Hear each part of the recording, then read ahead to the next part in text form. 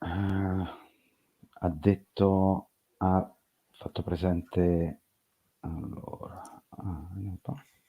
No. Ok, full screen. Scusate, sono troppi problemi di connessione. Tranquillo, nessun problema. Ok, vedete? Sì, vediamo se vuoi far vedere la Perfetto. presentazione. Allora, vabbè, io sono Giovanni Notari, un appassionato di storia, in particolare di storia militare, con particolare riferimento al l'esercito, la storia antica, militare antica e l'esercito romano, fino a che non cade definitivamente con la presa di Costantinopoli, almeno questo è il mio pensiero. E come ha accennato prima Gianluca, abbiamo fatto un paio di, diciamo così, occasioni per raccontare un po' la storia, gli inizi della storia militare occidentale, intesa nel senso storia registrata, per cui qualcuno ha raccontato eventi che parlano di guerre. Quindi abbiamo parlato della Grecia, del mondo ellenistico e inesorabilmente siamo venuti a contatto con il mondo romano. E stasera è, diciamo così, raccontiamo i primi passi dell'esercito romano. E come vedete dalla prima immagine c'è la famosa lupa con i gemelli e la frase che riporta Tito Livio relativa alla riforma serviana, che in qualche modo stabilisce che qui arma ferre possent sono coloro i quali possono realmente partecipare alla vita politica di Roma.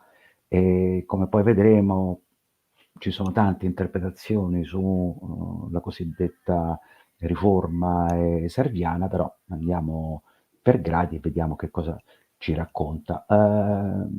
Il periodo di riferimento è dal 600 a.C. indicativamente al 200, quindi alla fine delle guerre puniche, cominciamo al 600 perché è ragionevolmente il periodo che forse conosciamo meglio di quel periodo oscuro, perché è l'ambito in cui comincia la storia, quella considerata della monarchia etrusca, che ci ha dato racconti tragici, mitici e quant'altro. Comunque, in linea generale, viene rappresentato come un periodo più storico rispetto ai precedenti il periodo della monarchia romana.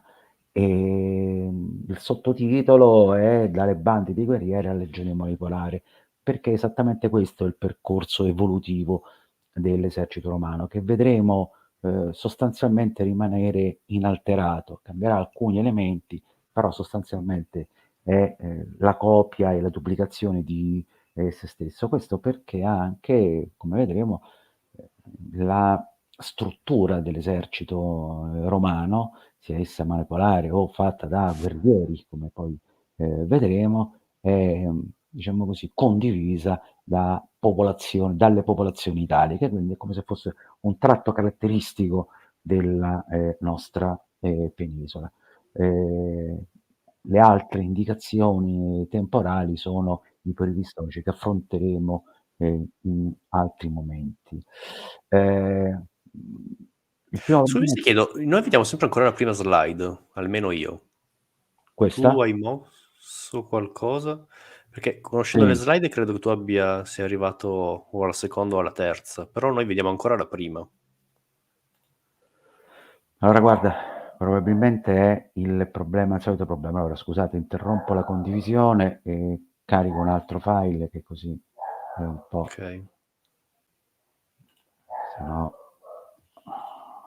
allora, che è un po' più leggero. Allora, schermo intero.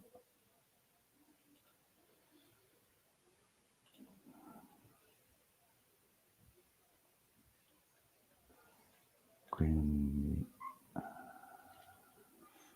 ok. Beh, se vuoi intanto prendo la parola Ecco. così fai con Sì, ma calma. ho quasi fatto. Ho Questo quasi posto hai fatto. ben detto il fatto che appunto la proprietà di Roma, questo mondo romano che appunto sta a cavallo, cioè tra il mondo italico, un mondo molto influenzato dagli Etruschi come vedremo, un mondo orientato al Mediterraneo, quindi a tutte le novità, ok. Oh no, è andata di nuovo è scomparsa, non l'ha caricata tutta quanta, quindi ho aperto ovviamente al mondo greco che almeno la parte occidentale domina, ma anche orientale fa da modello, ma soprattutto se posso vedermi in questa storia la grande forza di Roma come grande potenza imperiale è riuscita a prendere il meglio dei propri nemici e a farne tesoro, quindi anche a migliorarlo. Eccoci qua. Si vede? Ok, sì, si vede. Si vede meglio? Schermo intero?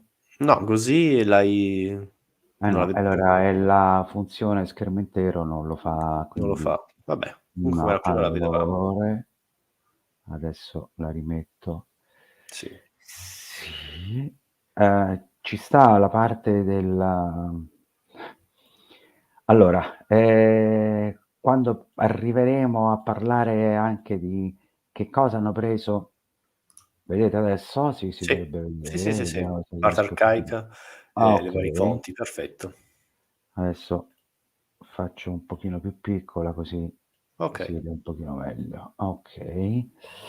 Allora, dicevamo va bene comunque adesso poi lo affrontiamo, non voglio fare divagazioni da subito, se no alla fine rimaniamo fermi alla terza slide e non ci muoviamo. Allora, prima cosa, le testimonianze.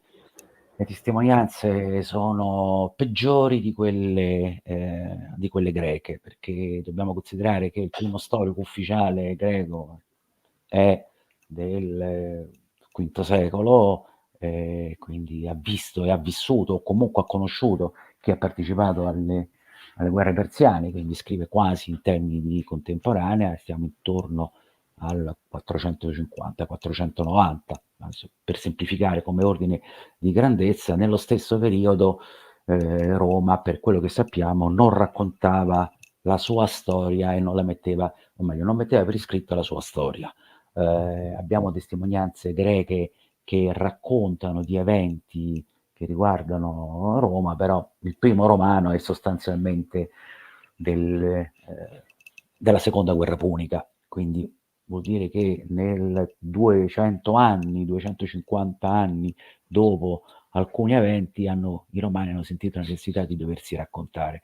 E quindi che cosa hanno raccontato e come hanno raccontato è il problema principale, perché specialmente nell'ambito della storia militare, ma anche delle istituzioni, hanno raccontato e spiegato quello che accadeva in base alle proprie categorie.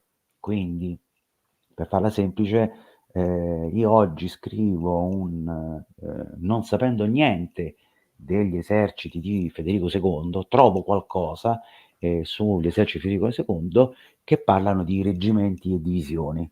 E racconto i reggimenti e le divisioni dell'esercito di Federico II sulla base di quello che conosco io oggi dei reggimenti e divisioni, dandogli un'organizzazione che immagino essere sempre la stessa.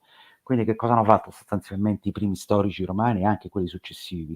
Hanno cercato di adeguare alle loro conoscenze attuali eventi che si sono, diciamo così, eventi accaduti nel passato. In qualche volta ci hanno indovinato e molto spesso invece no. E questa è la prima caratteristica. La seconda caratteristica delle fonti è che avendo una visione di ampio respiro, quindi sapendo com'è finita, hanno avuto la tendenza, ma anche la voglia o la naturalezza a raccontare lo sviluppo di Roma come se fosse uno sviluppo lineare. E quindi il primo re ha organizzato Roma e Roma è rimasta esattamente come l'aveva organizzata il primo re. In realtà poi, diciamo così, la lettura delle stesse fonti ha messo in evidenza tutta una serie di incongruenze, per cui alla fine abbiamo oggi un quadro che è diverso da quello che avrebbe immaginato e scritto Fabio Pittore.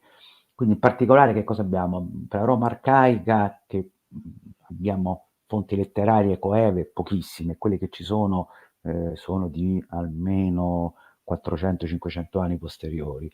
Abbiamo una forte componente archeologica, sia in manufatti di bronzo che di ceramiche, ma anche di infrastrutture, e una media rappresentazione iconografica. Quindi, tutto sommato, che cosa abbiamo? Abbiamo oggetti veri, abbiamo rappresentazioni coeve, ma nessuno che ci racconti la relazione tra l'oggetto e la rappresentazione. Quindi, come dire, vedo uno dipinto come un'oplita, trovo uno scudo di un'oplita, ma non è detto che combattesse come un'oplita.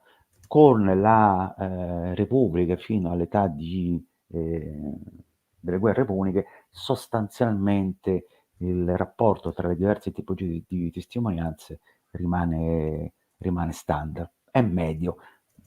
Ovviamente il problema maggiore in questo caso è che il più grande scrittore della storia di Roma, per la parte diciamo così più antica, quindi prima di Augusto, che è Tito Livio, ci manca tutta la decade di mezzo, i 10 libri di mezzo che vanno dalla fine, diciamo così, che abbracciano il periodo della prima guerra punica, e non sappiamo quali sono gli eventi nel dettaglio che hanno modificato le strutture dell'esercito romano, la sua organizzazione e quant'altro. Quindi noi abbiamo un buco, diciamo, temporale che va circa dal 290 fino a 100 anni di vuoto. Quindi, come dire, Federico II, muore Federico II e ci troviamo direttamente nella seconda metà dell'Ottocento, non sapendo che cosa è accaduto all'interno. Le cose sembrano simili, ma in realtà poi non lo sono.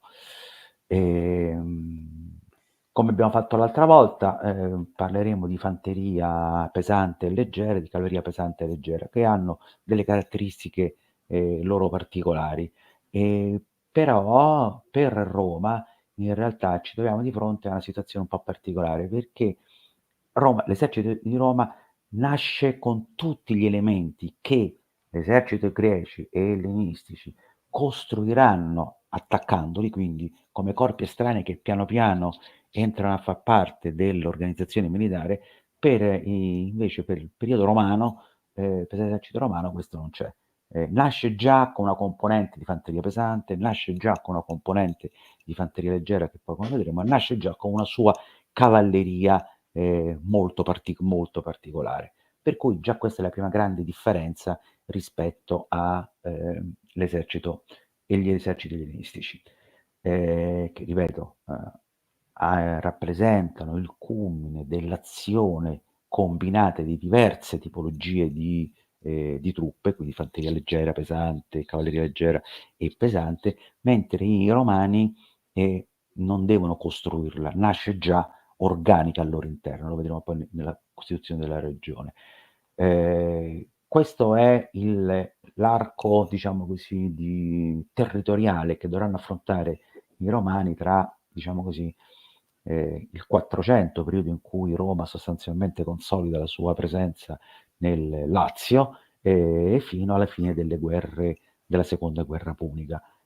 Se vi immaginate che l'area che ha occupato praticamente i primi due, il periodo della Grecia classica ed ellenistica, rappresentato da Macedonia all'Asia, rispetto alla zona che i romani e la tipologia di avversari che dovranno incontrare, la differenza è sostanziale.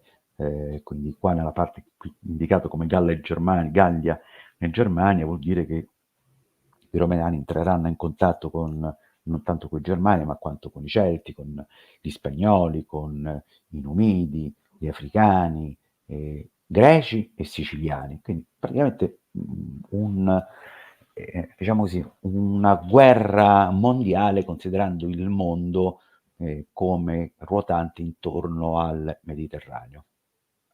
Ora, il risultato è che Roma diventerà la potenza dominante in poco più di 150 anni, motivo per cui, come ben sappiamo, Polibio si sentirà nel dovere di spiegare ai greci come è stato possibile che questo potesse accadere.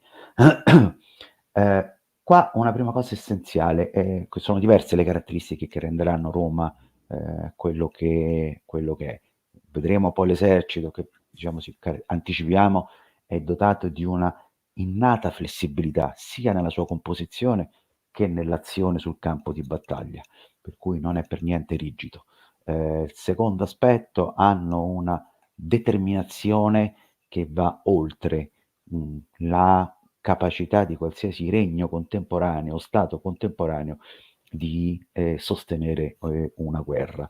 L'equivalente di una guerra, o meglio, guerre della lunghezza paragonabili alle guerre sannitiche o la prima guerra punica, ma anche la seconda guerra punica, non trovano confronto né nella Grecia classica né nel periodo ellenistico. E quindi questo, se posso, un elogio alla classe dirigente romana che dopo la battaglia di Cannae di Annibale ha mantenuto duro e non so, chi la duro la vince in quei casi. In quel caso alla fine l'hanno vinta anche andando a, come vedremo, a puntare altri territori strategici nel caso della seconda guerra punica. Indubbiamente. Mettiamo come riferimento anche le dimensioni. Le battaglie prese qui in considerazione, che sono Ipso, Racia, Cinocefale, Magnesia, la colonna azzurra rappresenta diciamo così, il livello di coinvolgimento di truppe greco-ellenistiche. Quindi in quel numero ci sono tutti e due i contendenti. Insomma, Roma schiera un numero di uomini paragonabile a quello dei regni ellenistici. Non solo, ma la capacità e il potenziale è quello che fa la differenza. E dei romani è tale che alla fine della seconda guerra punica, per un equivalente, diciamo così, moderno di 10 teatri operativi, mettono diciamo così, l'equivalente di circa 40 legioni, cioè pare circa 600.000 uomini. Nessun regno ellenistico è in grado di confrontarsi con una capacità di generare risorse in grado di continuare la guerra in maniera indefinita. Ma questo, Io se posso, perché qual è la tua... Io mi sono fatto molte volte questa domanda, qual è, se posso, una tua risposta? Cioè, perché i perché romani hanno... perché i romani non si arrendono? No, perché hanno questa capacità di poter mettere proprio in campo, hanno le risorse sia materiali ma anche di uomini.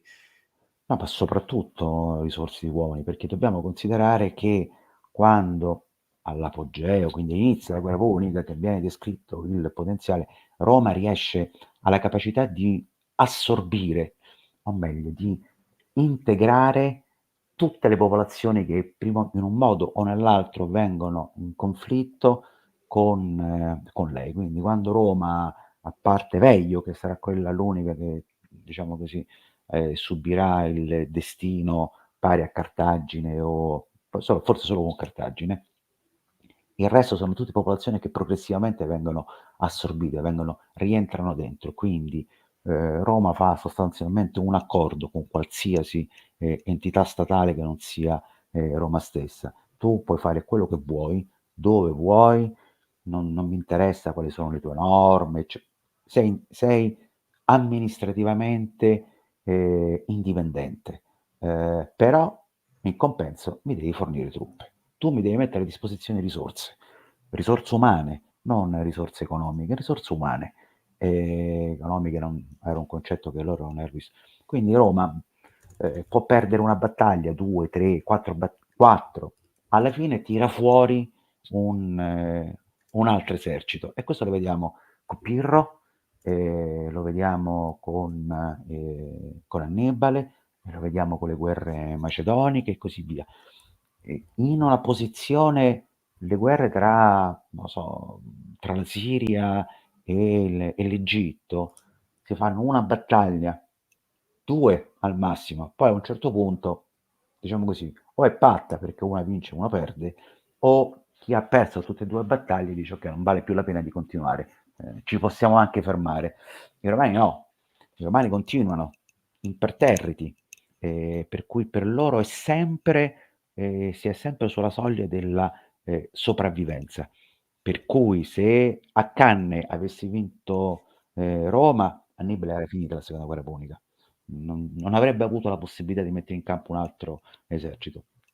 Lo stesso con Pirro, che vince 2 battaglie e mezzo, diciamo così, è l'unico re ellenistico che batte i Romani, ma si è reso conto che per quanto potesse insistere non poteva affrontare un'altra battaglia come questa. Roma sì, ne poteva Se affrontare ancora posso, altre. se non erro, cos'è? Quindi, Piro torna anche in Grecia perché forse il re di Macedonia si era liberato, quindi, come dire, perché perdo tempo qui con anche i magnogreci che mi hanno chiamato, litigano tra di loro e sì, vado questo da un'altra parte. Quindi, però, sicuramente i beh, romani sono stati un osso più duro del solito. Se posso un attimo rispondere dimmi. sia a te, anche una domanda che ci fa Mattia Calabrese, che saluto, che è stato mio ospite in questo canale per 2 live, e vi invito anche ad andare a ritrovare. Ci chiede se può essere una componente psicologica a determinare questa continuazione a combattere, ma se posso dare una risposta, poi rivolgo anche a te la domanda. La prima, come avevo visto,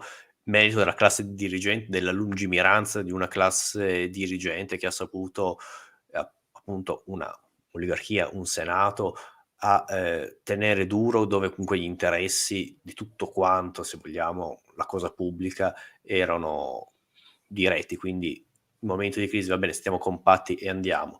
Un secondo aspetto l'hai analizzato anche tu, il fatto di, possiamo usare questo termine soft power, comunque Roma fin da sempre è stata anche la sua forza di introiettare dentro di sé le classi dirigenti degli altri sconfitti, quindi come hai detto tu non possiamo mollare, se no se qua molliamo finisce tutto, quindi continuiamo, resistiamo e teniamo duro. Poi anche un terzo aspetto potrebbe essere proprio un fattore culturale, abituati, non so, a tavolino, se no, a tavolino no, abituati nel mondo greco-persiano, dove facciamo una battaglia campale, chi vince prende tutto, o semplicemente questi regni non hanno più le risorse per poter rimettere insieme tali eserciti. Pensiamo a Gaugamela, una battaglia, boh, tutta il vicino Oriente preso, una sola battaglia. Com'è Sì, possibile? Nella nostra, io penso, nella nostra ah, contemporaneità, fare una guerriglia, cioè comunque è un territorio così profondo, una cosa che oggi sarebbe impensabile, proprio un fattore culturale, non si ragionava così e soprattutto non siamo un mondo di stati-nazione dove questo si può fare, era un mondo dove effettivamente chi vince comandava su ah, tutti.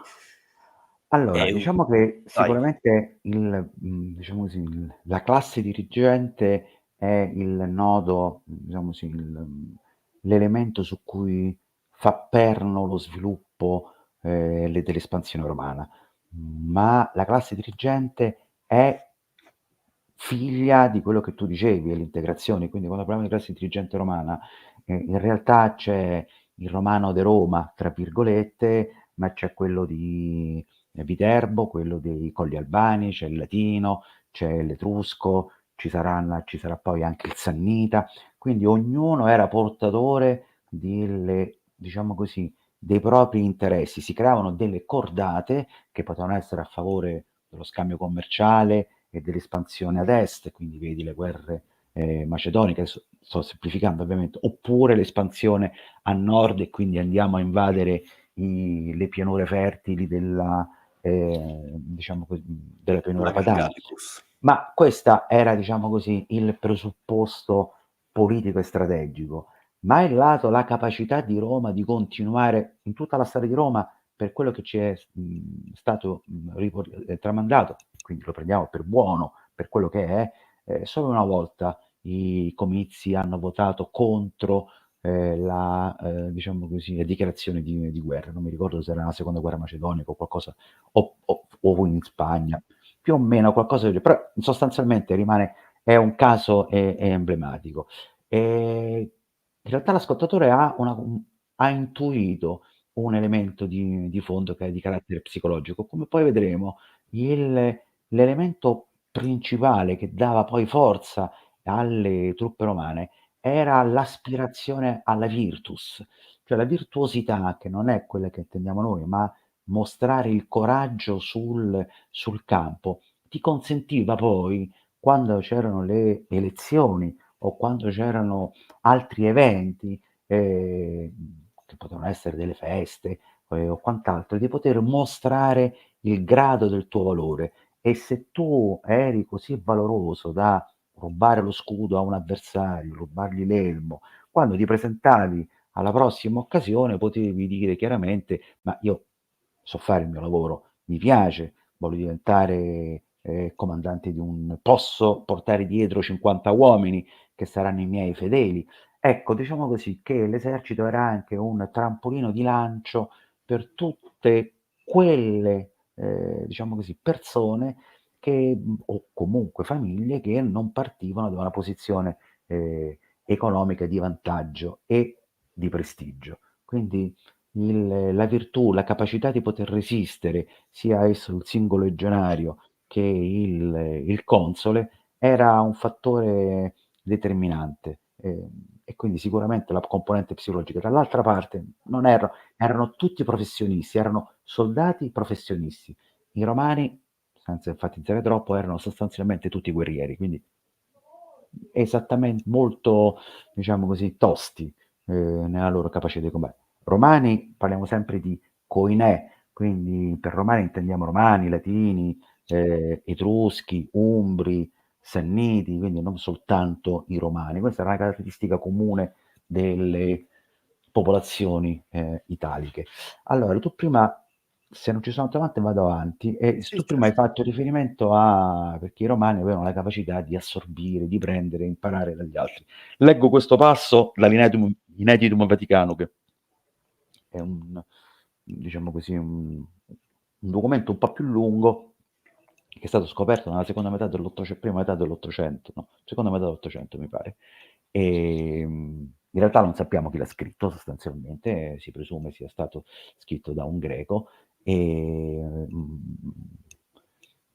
praticamente dice questo, quindi dice, racconta, quindi la descrizione testuale, la traduzione testuale, i Tirreni, che sarebbero appunto gli Etruschi, ci facevano la guerra con scudi di bronzo e combattevano in falange e non in manipoli, quindi sembra intendere che combattevano come la falange greca. Quindi noi, i romani, cambiando il nostro armamento, sostituendolo a loro, organizzammo le nostre forze contro di loro e, contentandoci così con uomini abituati da tempo a combattere in falange, vincemmo. Quindi praticamente sembrerebbe dire abbiamo copiato l'equipaggiamento della falange dagli Etruschi e abbiamo battuti. Allo stesso modo, lo scudo sannitico, che non faceva parte del nostro equipaggiamento nazionale, né avevamo giavellotti, ma combattevamo con scudi rotondi e lance, quindi sarebbe sempre la falange, né eravamo forti in cavalleria, ma tutta o quasi la forza di Roma risiedeva in fanteria. Ma quando ci trovammo in guerra con i Sanniti, ci armammo con i loro scudi oblunghi, i loro giavellotti e combattemmo contro di loro a cavallo e copiando le armi straniere diventammo padroni di coloro che si consideravano così altamente. Ora conclude questo passaggio, è diciamo, l'introduzione al passaggio finale che sembrerebbe essere che racconta che Fabio, che sarebbe questo qui che in prima persona racconta questa l'evoluzione dell'esercito romano dal punto di vista, racconta l'ammiraglio cartaginese dicendo guardate noi ci siamo comportati così, quindi non ci sfidate anche se siete padroni del mare, perché noi diciamo così, vi sconfiggeremo anche sul vostro terreno preferito. E quindi ovviamente poi siccome i romani vincono la prima guerra pubblica grazie a 3-4 vittorie sul mare e una sola sconfitta, una e mezza, e quindi in qualche modo doveva essere il preludio. Ovviamente questo è un aneddoto, non è vero, viene raccontato così, però sulla base di questo si sono costruite tutta una storiografia degli ultimi 150 anni che vedeva Roma essere caratterizzata da una falange, come raccontava Tito Livio, o meglio, come si è interpretato in parte dei passaggi di Tito Livio, di altri storici, e i romani avevano l'abitudine di copiare le armi degli avversari. Diciamo che questa seconda parte dell'affermazione è vera e falsa contemporaneamente, poi lo vedremo un po' più nel dettaglio, ma sostanzialmente non si copiavano le armi, come dire, si adottavano, o meglio, se io faccio più semplice, non c'erano produzioni di massa, quindi erano tutte produzioni artigianali. Ehm, Sappiamo che un grande industriale, Magno Greco, mi pare, o greco, forse Magno Greco, era considerato tale perché aveva una, officina artigianale che produceva fino a 200 scudi. Okay, 200 scudi, consideriamo una legione so' 5.000 uomini, quindi ne servivano di queste officine. Allora, Che cosa accadeva? Accadeva che mi servono gli scudi li prendo da una parte, gli scudi li prendo da un'altra, le lance le prendo da una parte e quindi ogni gruppo, diciamo così, semi-artigianale, produceva le armi come le sapevano fare. Quindi gli Etruschi facevano le armi come sapevano fare loro, gli Elmi come sapevano fare loro, e quando mettevi insieme un esercito omogeneo, le armi erano disomogenee tra di loro, ma erano funzionalmente omogenee, cioè il gladio, quello che diventerà poi il gladio per fare un esempio, era simile al gladio spagnolo. Per questo poi i romani, quando, o meglio quando Scipione tornerà dalla Spagna, si porterà dietro i gladi spagnoli, perché li ha fatti fare gli artigiani spagnoli. Tutto qua. Non è che sono andati lì, hanno visto, hanno detto loro lo compiamo nella forma. La forma era uguale, forma e dimensioni erano più o meno simili, quindi erano funzionali alla tipologia di combattimento. Era la tipologia di combattimento che determinava l'adozione e il mantenimento di un pezzo dell'equipaggiamento, e questo pezzo di equipaggiamento era omogeneo alla modalità di combattimento. Esempio moderno: se oggi una squadra è composta di 2 fucili d'assalto, una mitragliatrice e un lanciagranate, questa è la composizione, che la mitragliatrice sia russa, americana, italiana o tedesca non cambia niente, la sua funzione è la stessa. Se ho la capacità prendo quella la migliore, se no prendo quella che trovo, e lo stesso riguarda tutto il resto. Quindi era la funzione, come vedremo, che determinava l'equipaggiamento, poi il resto poteva Se essere qualsiasi cosa. posso, poi un attimo intervenire, finisci pure. Secondo me ci sono No, 2 parti. grandi visioni, quindi non ne usciamo vivi, almeno non questa sera. Quello che dici tu è Dici. che, c'è la funzione, prendo le armi, però c'è anche l'idea, armi nuove portano anche a un nuovo tipo di impiego tattico, come ad esempio, che ne so, prima guerra mondiale si inventa, tra virgolette, "la mitragliatrice", beh, cambia le regole del gioco, quindi qui dovremmo stare veramente a Ah beh sì, dibattere qui se è un primo l'uovo sì, e sì, la ma gallina. Se i nel romani caso nel loro percorso hanno trovato un nuovi tipo di armi che hanno cambiato il tipo di tattica, sì, comunque ma la controosservazione poi qui è che se io prendo una spada fatta da un artigiano spagnolo e sono un artigiano latino, non è detto che io ne posso copiare la forma, non tanto la consistenza, perché i materiali di base sono completamente diversi. Quindi io vengo in Italia, mi porto il glado spagnolo. Quando Cesare avrà un vantaggio in termini di equipaggiamento notevole rispetto ai sì, soldati sì, ho capito cesariani, solo quello che okay? voglio dire che, Poi secondo me dopo non è proprio la stessa cosa, cioè nel senso, diverse forme di dimensioni portano anche un altro tipo, di combattimento, cioè anche la stessa arma cambia la tattica e l'impiego, l'arte marziale, quindi su questo nel punto nel caso non specifico vedrai che non, almeno per quello che ho capito, dalla storiografia, attuale, non cambia più di tanto, la forma in particolare. Quindi il gladio spagnolo è equivalente al gladio velletrano da un punto di vista, poi che sia più efficace perché è più tagliente, possa migliorare nella prestazione, ma per come combatti e come ti è insegnato a combattere, almeno in questo periodo, poi non parliamo del periodo con una maggiore standardizzazione che verrà poi dopo, ma comunque almeno in questo periodo non cambia sostanzialmente molto, almeno per quello che ci viene raccontato. Io volevo mettere in evidenza una cosa, che la zona del Lazio, questa qua che si vede qui, cerco di allargare un po', questa qua, dove qui c'è Roma, qui intorno tutte queste, diciamo così, poligoni irregolari che si vedono con i puntini, allargo ancora un po' di più, eccolo qui, sono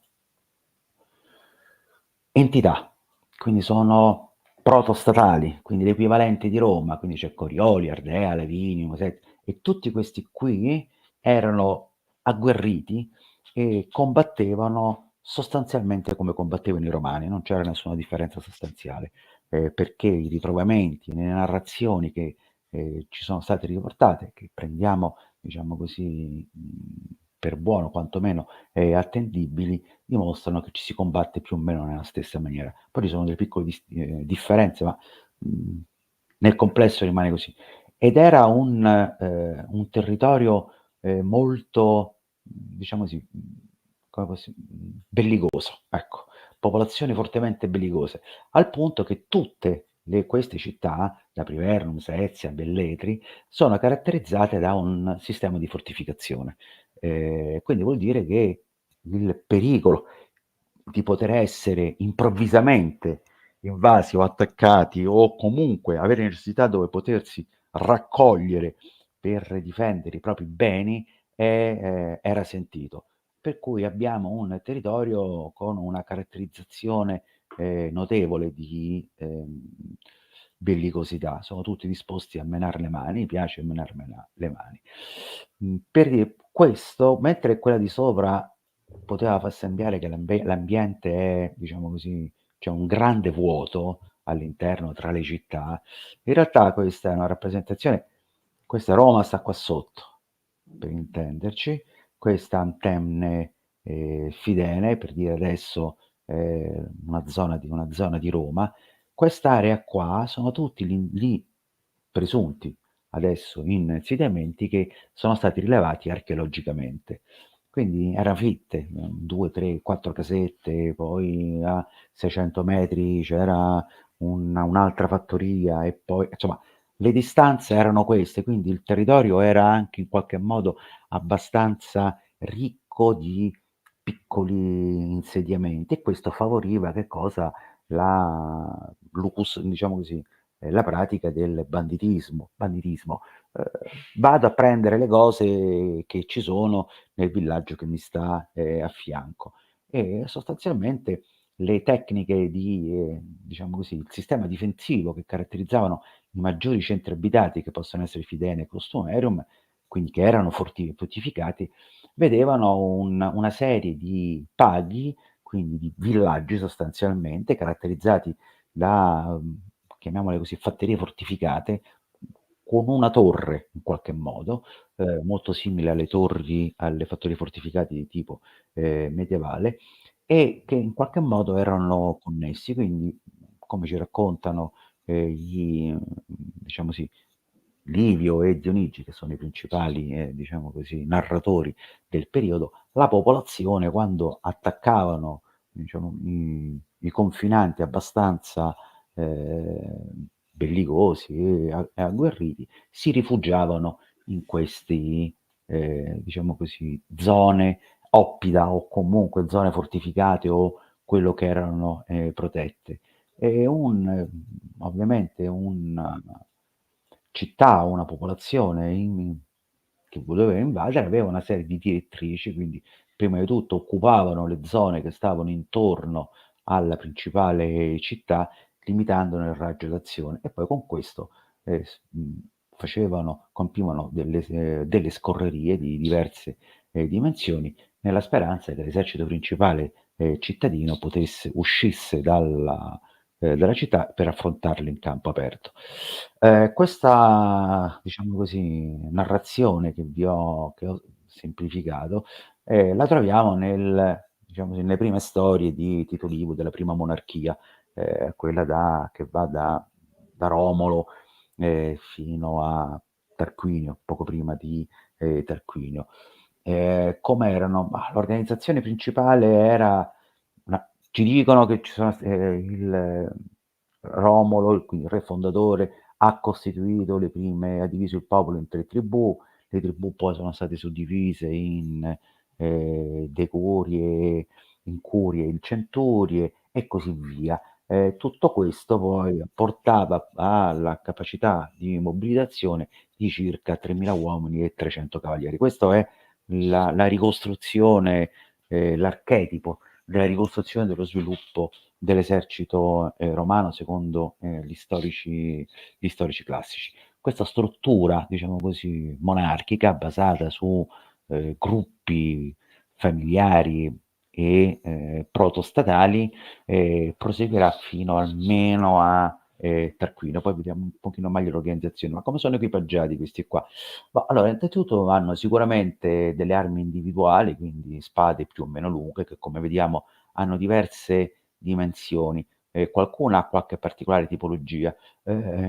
Questa distinzione tra le tipi di armi, o meglio delle lame, e come le diverse tipologie di scudi o di elmi, ci devono far tenere presente sempre che ognuna di quelle unità o popolazioni, unità etniche, gli abitanti di Filene, piuttosto che di Antemme, piuttosto che, non lo so, di Figulea, di Lavinio o quant'altro, erano caratterizzate da una propria cultura marziale. Quindi c'era il guerriero di Antenne come c'era il guerriero di Ladispoli, aveva la sua tradizione e quindi diciamo così, l'arma o la tipologia di armi rispecchiavano anche quelle che erano le caratteristiche culturali del gruppo, che potevano essere una predisposizione a combattere insieme, per cui prendo uno scudo abbastanza grosso per proteggermi,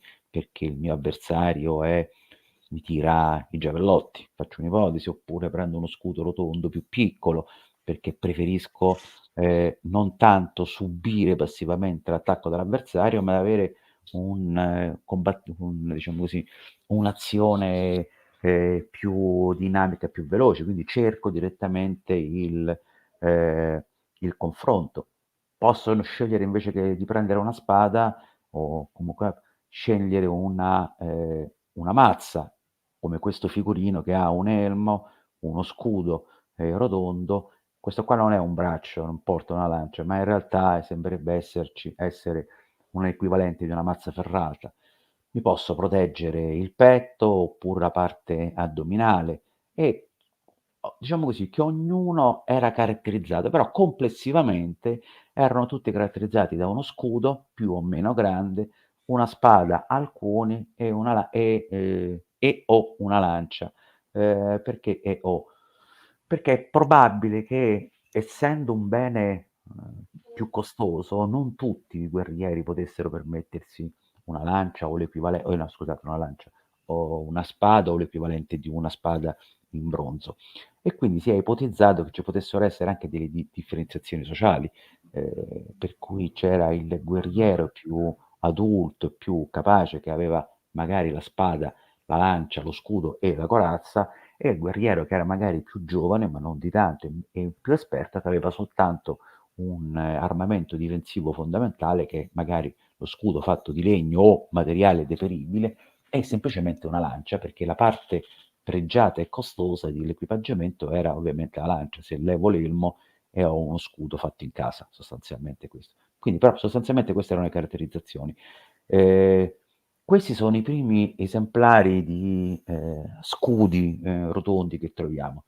Non sono scudi oplidici, anche se hanno una forma che la ricorda, che li ricorda, e probabilmente sono coevi a quella che era l'introduzione della protofalange in Grecia. Però, a differenza dello scudo greco, noi notiamo che questi qui hanno la maniglia centrale, quindi vengono utilizzati per un tipo di combattimento che non è quello falangitico. Quindi, come dire, abbiamo una tradizione culturale che dice gli scudi sono tutti con maniglia centrale e che sono, diciamo così, lo strumento migliore per favorire il combattimento corpo a corpo.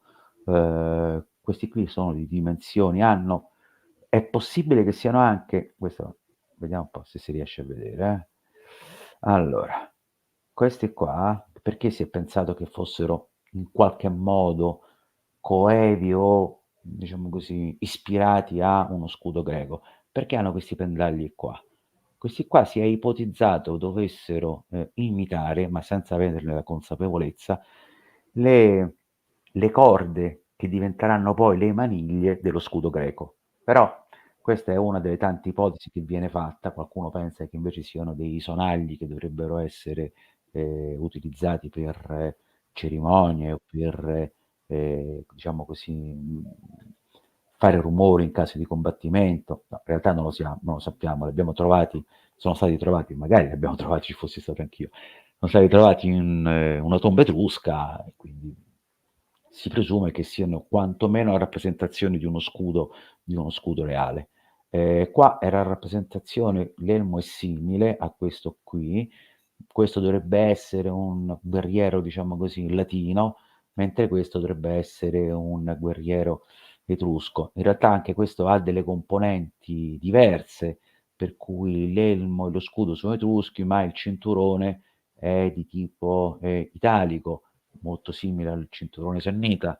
Questo è un cinturone molto più antico, tipo villanoviano. Anche un altro elemento da tenere in considerazione è che questi oggetti, se mantenuti, curati e diciamo così, conservati adeguatamente, potevano servire per più generazioni. Quindi una lancia di bronzo mantenuta adeguatamente fa male 10, 20, 30 anni dopo che è stata fatta, quindi molto spesso l'equipaggiamento era obsoleto. Altro elemento caratterizzante era la cavalleria. Sì, a Roma già nei tempi, come raccontava eh, Tito Livio, c'era una cavalleria, questo lo sappiamo non solo perché abbiamo trovato molti morsi di cavallo, ma anche perché abbiamo trovato delle statuette che rappresentano un cavaliere con uno scudo alle spalle. Cavalleria, che tipo di cavalleria? Questo poi lo vedremo poi successivamente, ma sostanzialmente è una cavalleria d'attacco. Non è la cavalleria leggera che normalmente si pensa, che è stata raccontata, perché questi cavalieri smontavano a cavallo e combattevano smontati, non come fanti, ma esattamente poi come cavalieri. Poi lo vedremo nel dettaglio. Com'è quindi l'organizzazione di una legione nel periodo proto, diciamo così, pre-etrusco? Allora, innanzitutto è sicuramente costituita da curi o tribù. Perché curi o tribù? Perché si ipotizza che, allora, tribus non è tre, tribus vuol dire parte. È probabile che possa essere una derivazione, non si è ben capito se è una derivazione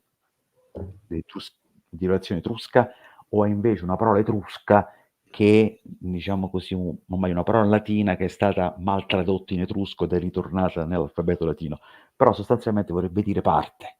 Quindi inizialmente l'esercito di Roma e Roma era divisa in tre parti. Queste tre parti non sappiamo se sono geografiche come ci immaginiamo potranno in realtà possono essere, e ognuna di queste tre parti era composta da una serie di curie. Ora, la curia è anche un'unità di combattimento, o meglio, un'unità militare, un insieme di guerrieri o comunque persone che sono cittadini, insomma, diciamo così, abitanti, ecco, abitanti di quella particolare località che sono in grado di portare le armi, le famose frasi che avevamo detto prima, qui arme ferre possent. Poi oltre a questa che rappresenterebbe, diciamo così, il nocciolo cittadino, che cosa abbiamo? Beh, ci sono gli eserciti gentilizi, questi ne abbiamo certezza, ci ricordiamo l'episodio dei Fabi, del Cremera, ma è uno dei tanti episodi che in maniera esplicita o implicita ci racconta la tradizione. Oltre a questa componente ci sono anche i gruppi, come possiamo definirli, le solidarietà, eh, che sono caratterizzate da fratellanze militari, l'equivalente agli ordini religiosi. Non che fossero ordini religiosi in senso stretto, anche se ci sono alcuni elementi che lo lasciano pensare, tipo per esempio il riferimento ai gemelli Castore e Polluce, di Oscuri, alcune rappresentazioni sulle ciste prenestine che lasciano immaginare che venisse praticata all'interno di un gruppo militare, paramilitare, insomma non è ben chiaro perché insomma il documento è abbastanza molto più tardo rispetto al periodo che stiamo affrontando, dove c'è chiaramente una rappresentazione asessuata dei suoi membri. Insomma, questi sodales erano guerrieri, ne abbiamo trovate diverse evidenze, ci sono i tizi sodales, i sodales e palatini nella stessa Roma, è stata trovata addirittura un cippo funerario, o comunque il resto di un cippo funerario o dedicatorio, scusate, dove si parla dei sodales di un certo Valesios Poplicola, che si è ipotizzato essere prima il Publicola della rivolta repubblicana, ma si immagina che essendo di origine, il termine dovrebbe essere di origine sabina, probabilmente rappresenterebbe una specie di signore della guerra, perché quello che caratterizza principalmente questo periodo è dato dai gruppi gentilizi che sono guidati da signori o gruppi di guerrieri, eh, tesi l'equivalente di signori feudali senza un regno, e gruppi di guerrieri che potevano essere o assoldati, perché dovevano comunque vivere, o comunque erano affiliati a un signore della guerra, che poteva essere un Coriolano, come poteva essere uno stesso Romolo, un Tarquinio, un Servio e quant'altro. Quindi questa è la caratterizzazione dell'esercito. Quindi abbiamo visto che l'esercito è sostanzialmente la legione, in qualche modo, è formata da una componente proto-cittadina, urbana, una componente gentilizia e una componente di gruppi esterni al nucleo cittadino. Combattevano più o meno tutti nella stessa maniera, quindi erano i migliori, come avevamo visto per la protofalange, combattevano in prima fila, quindi erano quelli che erano meglio equipaggiati, con la componente più leggera in seconda fila e a supporto. Questa è una rappresentazione di un possibile esercito con i cavalieri che, come vedremo poi, avevano una forte presenza sul campo. Un altro elemento importante, questa rappresentazione qua grafica, dove si vedono tutti i bei pupazzetti schierati, in realtà è più simile, poco reale, è semplicistica, o meglio, è una rappresentazione semplice di quella che doveva essere invece un reale schieramento, dove la curia B si è schierata in un certo modo ed ha una sua struttura, perché ci saranno 100-150 guerrieri, poi ci sono il gruppo che qua chiamo Globus Sommano, perché poi questo ci porterà a Manipolo, quindi un gruppo più grosso, irregolare, composto magari di 200 guerrieri della Gentes Claudia, che è la Gentes B. Poi c'è un'altra gente formata da un'altra quantità di guerrieri di diversa natura, e poi ci sono i gruppi dei sodales. Questa parte qua potrebbe essere l'equivalente, diciamo così, di un pezzo dello schieramento. Quindi, come possiamo vedere, è una composizione abbastanza disomogenea, più o meno grandi, composizioni, alcuni magari la gente sa non andava molto d'accordo con la Sorgentes B, perché ci dobbiamo ricordare sempre che è un periodo dove, diciamo così, le norme e il vivere civile come lo intendiamo noi oggi non era così. Allora poteva essere, a memoria, poteva essere benissimo che tu passavi per strada e c'era una zuffa in atto tra un gruppo e un altro, zuffa che finiva tendenzialmente con il morto. Quindi era diciamo, un evento di vita quotidiana. Quindi questi sono gli elementi di base che caratterizzano già dal suo inizio l'esercito romano. Quindi componenti varie che vengono da gruppi diversi, hanno caratteristiche diverse, e l'unica cosa che li accomuna è che, essendo tutti quanti più o meno dotati di scudo, lancia e elmo, sono più o meno tutti quanti schierati nella stessa maniera. Chi comanda? Comanda il periodo monarchico, al re viene in qualche modo riconosciuto come il titolo di guerriero della parte cittadina, quindi questa parte qua, ma lui è contestualmente capo, aggregato, affiliato con gente o famiglie o gruppi di solidali.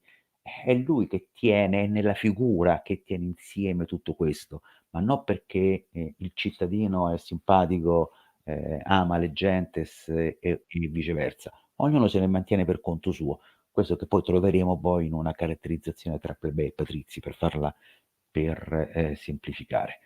Questo è il quadro iniziale. Le cose forse cambiano con la cosiddetta falange serviana. E qui entriamo proprio nel mito e nella leggenda. La storia racconta, insomma, il mito racconta che Servio trasforma Roma, l'esercito romano e anche la struttura sociale della città di Roma, che si è già formata, ha avuto un primo re etrusco che ha fatto tutta una serie di riforme, tra cui la riforma della cavalleria e quant'altro, e divide la popolazione in 3 classi, o meglio, organizza la popolazione in base a delle classi di censo. Quindi se tu sei ricco perché, o meglio, se tu hai lo scudo, la corazza, l'elmo, la lancia, sarai la prima classe. Se hai soltanto non hai la corazza, sei la seconda classe. Se non hai gli schinieri, sei della terza classe. Se non hai neanche l'elmo, sei della quarta classe e così via. Quindi diciamo sì che la prima struttura sociale, la prima organizzazione sociale è sostanzialmente militare, vorrebbe mettere ordine all'esercito romano, o meglio, alla capacità, al potenziale umano di poter fare la guerra.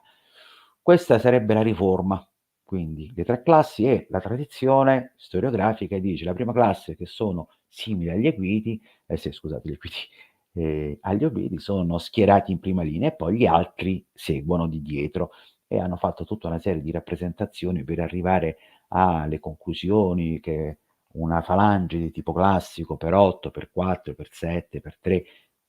Allora, in realtà ad oggi la storiografia tende a ipotizzare che non è mai esistita diciamo così, la falange romana come copia e incolla della falange greca. Quindi i romani contro gli Etruschi si schieravano come gli Ateniesi contro gli Spartani? No, non si schieravano come loro, perché era completamente diversa la struttura sociale. Quindi, come dire, la riforma sicuramente c'è stata, qualcosa c'è stato. Non è ben chiaro che cosa c'è stato, ci sono diverse ipotesi, che Servio abbia voluto mettere ordine a quella confusione che avevamo visto prima, la curia, la tribù fatta di antemnati e di latini, e poi c'erano i gruppi gentilizi, e poi c'erano i sodales, e poi c'erano i guerrieri di quell'altro, diciamo così, signore della guerra che veniva dal profondo Lazio. Abbia voluto mettere ordine e creare un esercito, tra virgolette, severiano, non nazionale, ma per se stesso.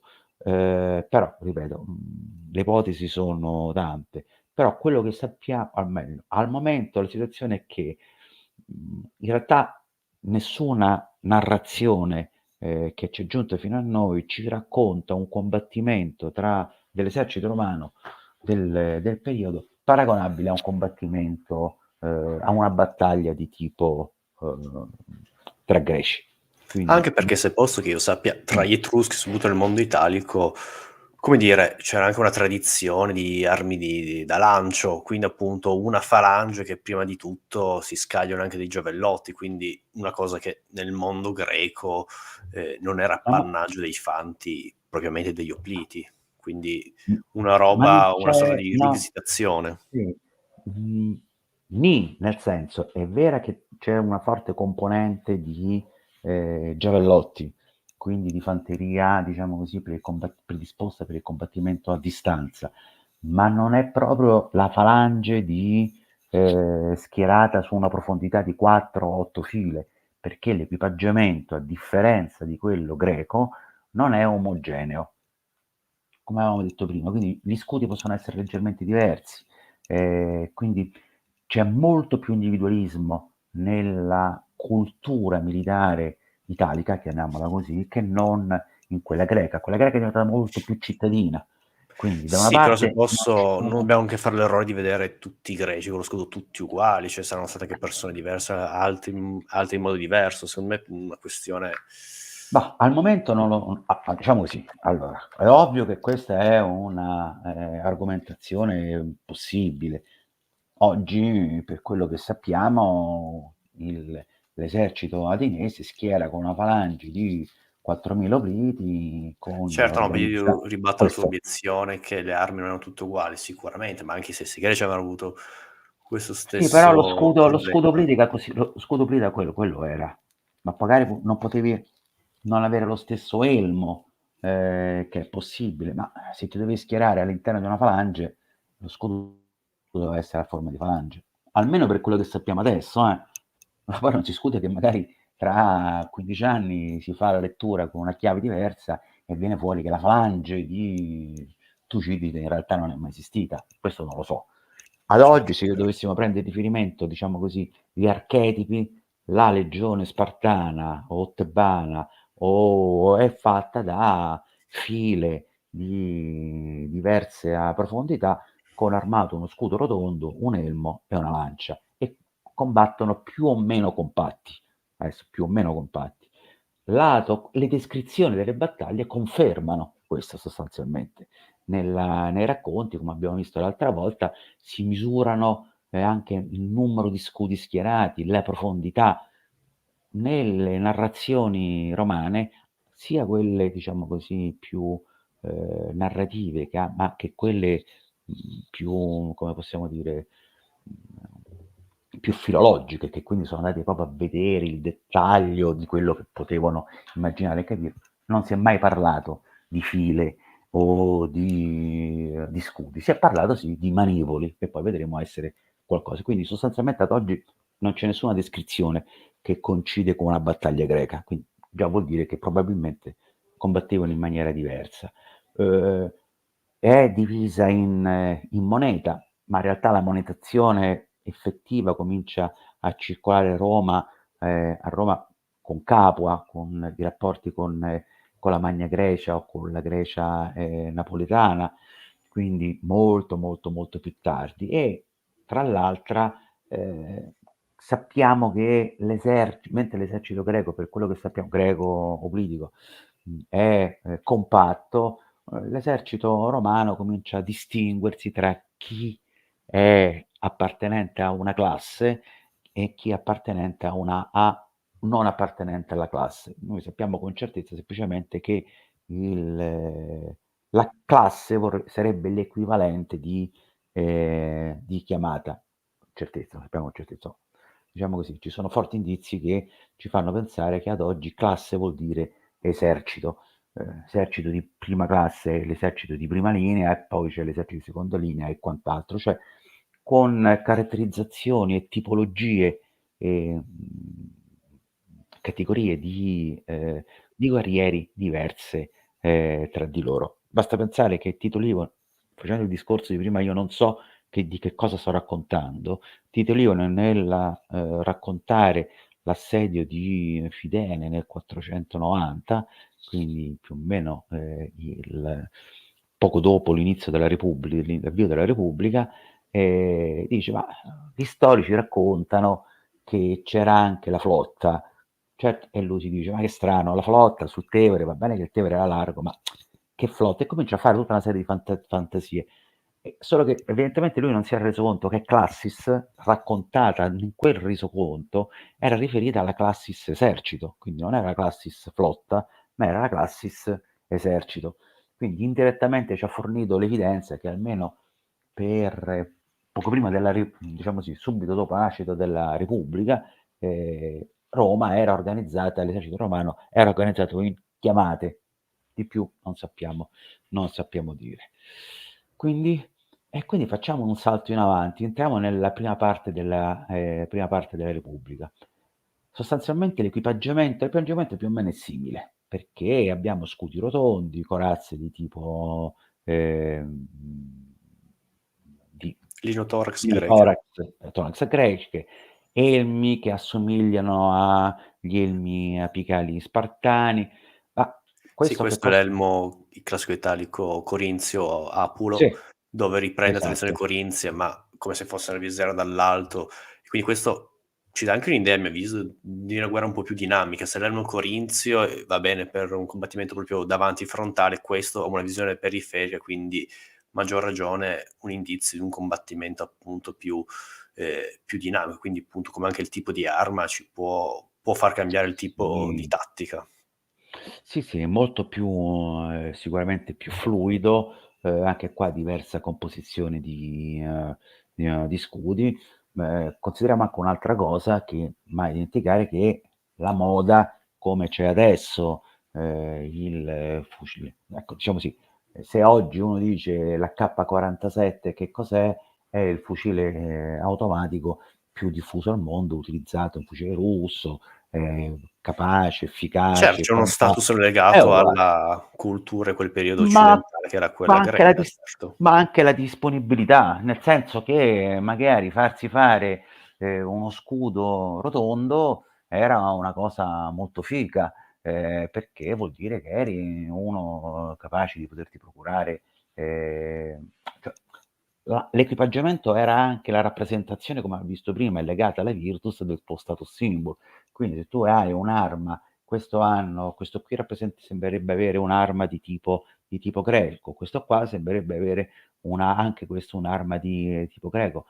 Però se è vero che l'elmo è abbastanza nuovo, la, corazza di bronzo con questa caratterizzazione è abbastanza vecchiotta, quindi mentre questo ha una Copis o magari una Copis direi più che altro, abbastanza moderna, corta, ha uno scudo di tipo greco, però porta, fasce, cosciere e schinieri che, diciamo così, non sono, tipici all'interno della falange, sono vecchi dal punto di vista della falange politica. Cioè un greco, un Senofonte avrebbe detto che questo è equipaggiato in maniera abbastanza arcaica.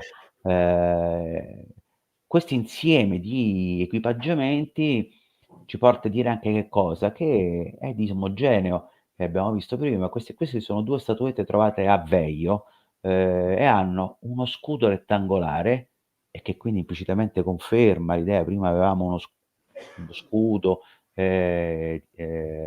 diverso e anche uno scudo tondo, ma questo non è uno scudo politico, perché è troppo piccolo per essere uno scudo politico ed è potendo farlo poteva essere fatto un pochino più grande. Qua abbiamo quello che sembra uno scudo politico, qui abbiamo invece uno scudo che sembra essere derivato da, gli scudi bilobati tipici dell'VIII secolo addirittura. Ovviamente queste Sì. sono tutte rappresentazioni, E se posso però intervenire, alla la fine è uno differenza di questi 2 scutum. se po sì, appunto, la Sì, differenza di questi 2 scudi è quello greco, l'aspis greco, particolarità che è imbracciato, si è tenuto con la mano ma anche imbracciato al braccio e è tipico di un combattimento estremamente compatto. Per essere compatti è perfetto. Quando si va in un combattimento più dinamico è più ingombrante appunto, perché non riesce a coprire tutto quanto. Invece lo scutum, chiamato anche in greco il turios, che è a manopola, orizzontale, permette sia un combattimento, se vogliamo, in formazione, ma anche quando si va in un combattimento più dinamico, permette un maggior movimento e soprattutto poterlo imbracciare con la manopola, uno può anche allungare la propria, difesa. Quando io avvicino lo scudo, con la mia certo. mano, aumenta la mia protezione. Ma comunque, indubbiamente era così, ma il fatto stesso che tu hai, come dire, questo qui dovrebbe essere la rappresentazione ehm, del vaso Chigi, dell'Olpe di Chigi, similmente. Sì. Ma abbiamo visto anche l'altra volta che l'Olpe di Chigi in realtà non rappresenta per niente una falange, o meglio, cioè la storiografia attuale sta dicendo: "Guardate, non è più come si pensava prima che era la rappresentazione di una falange, probabilmente è la rappresentazione di una serie di linee, quindi che si affrontano e che la falange non è quella descritta che ci immaginiamo essere come pari a quella descritta da Tucidide, che è la falange classica, ma probabilmente era una falange molto più fluida. Ora, se è molto più fluida, come dicevi tu prima, è una falange che può consentire anche meccanismi molto più dinamici, molto più flessibili. Come è possibile che quelli armati di scudo o di un tipo di scudo ben corazzati rappresentassero la prima linea, quelli che sono più forti, quelli che hanno una maggiore esperienza e quelli che hanno una maggiore solidità, mentre la parte esterna, quindi il combattimento dinamico, è affidato a gente più giovane, che magari è armata anche con un buon scudo, come dici tu, di un Turios o uno Scutum, e che ha prima di tutto diciamo così, il compito di colpire l'avversario, ma soprattutto di potersi proteggere in maniera dinamica. Quindi uno scudo come lo Scutum si muove più facilmente intorno al corpo, perché ti muovi anche tu, a differenza dell'Aspis o del Clypeus. Questo poi non sappiamo in realtà qual è e se c'è una differenza terminologica e sostanziale. Quindi è possibile che, come dire, quello che nella proto-Aplange era rappresentato dai famosi promacoi, quelli che combattevano davanti, nel mondo latino italico magari erano chiamati proceres, come dice Tito Livio, ed erano quelli più pesantemente corazzati, combattevano in prima linea. Dietro o a fianco avevano soldati dotati di uno scudo o di un equipaggiamento molto più leggero e sicuramente molto più flessibile. E Se posso, questa scusami, è proprio, almeno quello che mi viene in mente guardando questo, proprio il calderone del mondo italico soprattutto. Abbiamo quindi sia armati alla greca per status come che si riconoscono, ma abbiamo anche gente che è armata con lo scutum dalla tradizione dell'Aspis, come, scusatemi, del Turios, quello a mano Sì, orizzontale che sì. come avevo visto era già precedente, anche nella figura prima si vedeva anche armato di armi da lancio. Cioè il mondo italico è estremamente variegato, come abbiamo visto anche sopra c'erano delle immagini, non so, una spada tipo una schifos greca, soprattutto di punta, ma abbiamo anche la Copis, quella Sì, soprattutto per i sì. colpi di taglio. Quindi questo mondo così che mischia le carte. Sì, un mondo che mischia le carte, è un mondo che è caratterizzato anche dal fatto di ehm, dover combattere una varietà di culture guerriere completamente diverse tra di loro, perché non ci dobbiamo mai dimenticare che le coste dell'Adriatico, dove c'erano i Piceni, dall'altra parte c'erano i pirati illirici, sopra al nord Italia ci sono Celti e Veneti, che hanno culture completamente diverse. E anche un modo di All'ori combattere, anche armi Certo, diverse, questo avranno un suo assolutamente. influsso. No, assolutamente. Quindi se ci ricordiamo, come abbiamo detto prima, che diciamo così, uhm, la trasversalità, militare e quindi la capacità di potersi spostare da una compagine, non lo so, paleoveneta a una milanese oppure bolognese, faceva sì che questi gruppi di guerrieri, alcuni erano mercenari, altri erano semplicemente seguivano il loro signore della guerra. Questa mobilità faceva sì che alcuni potevano, poi vedremo poi in fondo, ehm, fermarsi in zone e prendere posizione.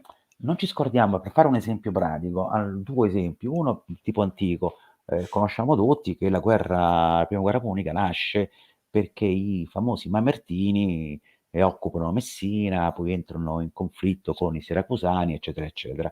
Questi Mamertini erano mercenari che avevano occupato alcune località al confine sullo stretto, erano stati messi lì a presidiare un castello o comunque una fortezza, avevano pensato bene di occuparsene. La leggenda di Capua è la stessa, gli Sanniti vengono ingaggiati dai Capuani di origine etrusca e poi i Sanniti prendono il sopravvento, ma gli stessi i Normanni vengono ingaggiati prima come mercenari abilissimi, poi piano piano si prendono un castello, poi un altro castello, cominciano a fare scorrerie. Ecco, La logica e il meccanismo è esattamente lo stesso. Quindi quel qui che rappresentiamo all'interno di quello che è un manus, cioè un gruppo di guerrieri, poteva essere composto da diverse,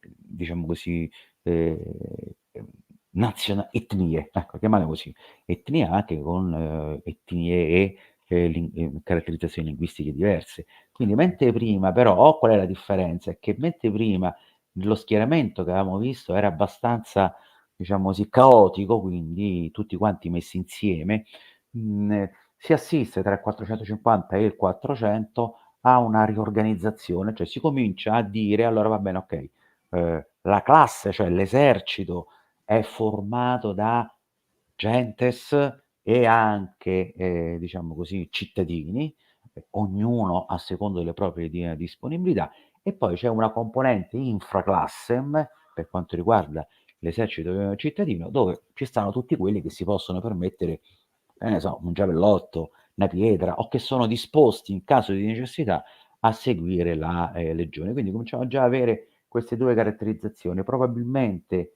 le gruppi gentilizi all'interno della classe si sono divise tra una prima schiera di, diciamo così, clipeati, cioè corazzati, difesi, e una seconda schiera di probabilmente di fanti armati più alla leggera, che interagivano con questo gruppo sostanzialmente omogeneo chiamato manus. Manus semplicemente vuol dire un pugno di uomini, diciamo così. Questa è l'indicazione di carattere generale. Com'è la cavalleria in questo periodo? E qua, dopo aver visto che non esiste, diciamo così, la falange di tipo greco non era, ma l'esercito romano segue un suo percorso evolutivo completamente diverso e avulso da la falange greca, la cavalleria che fino a poco fa, parlo di una decina d'anni forse, sì, che dal punto di vista della storiografia è un periodo molto breve, è sempre stata considerata la cavalleria romana come un elemento di secondo ordine. Invece nel periodo che stiamo affermando, la cavalleria è probabilmente la forza d'urto decisiva, in qualche modo equivalente alla cavalleria dei compagni di Alessandro. Allora, il primo mito da buttare via è che, per esempio, Polibio ci racconta che la cavalleria romana, sostanzialmente fino a Canne, era formata da 4 pezzenti con uno scudo piccolo, armi leggere, e che quindi alla fine hanno fatto le fine che meritavano contro la cavalleria spagnola, celtica, però poi si sono ravveduti e hanno copiato i greci. Falso, ma no falso, ma proprio falsissimo.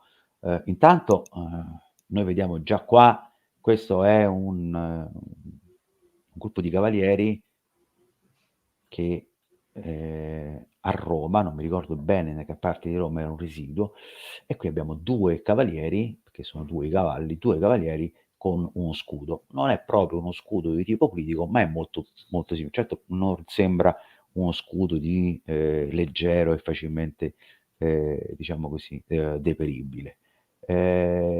Lo stesso avviene anche per questi, che sono probabilmente non obliti, ma sono cavalieri che sono a guardia del famoso, questi sono di Palestrina, del trono di Palestrina, che sono armati con uno scudo rotondo, una corazza probabilmente in bronzo, schienieri e lancia.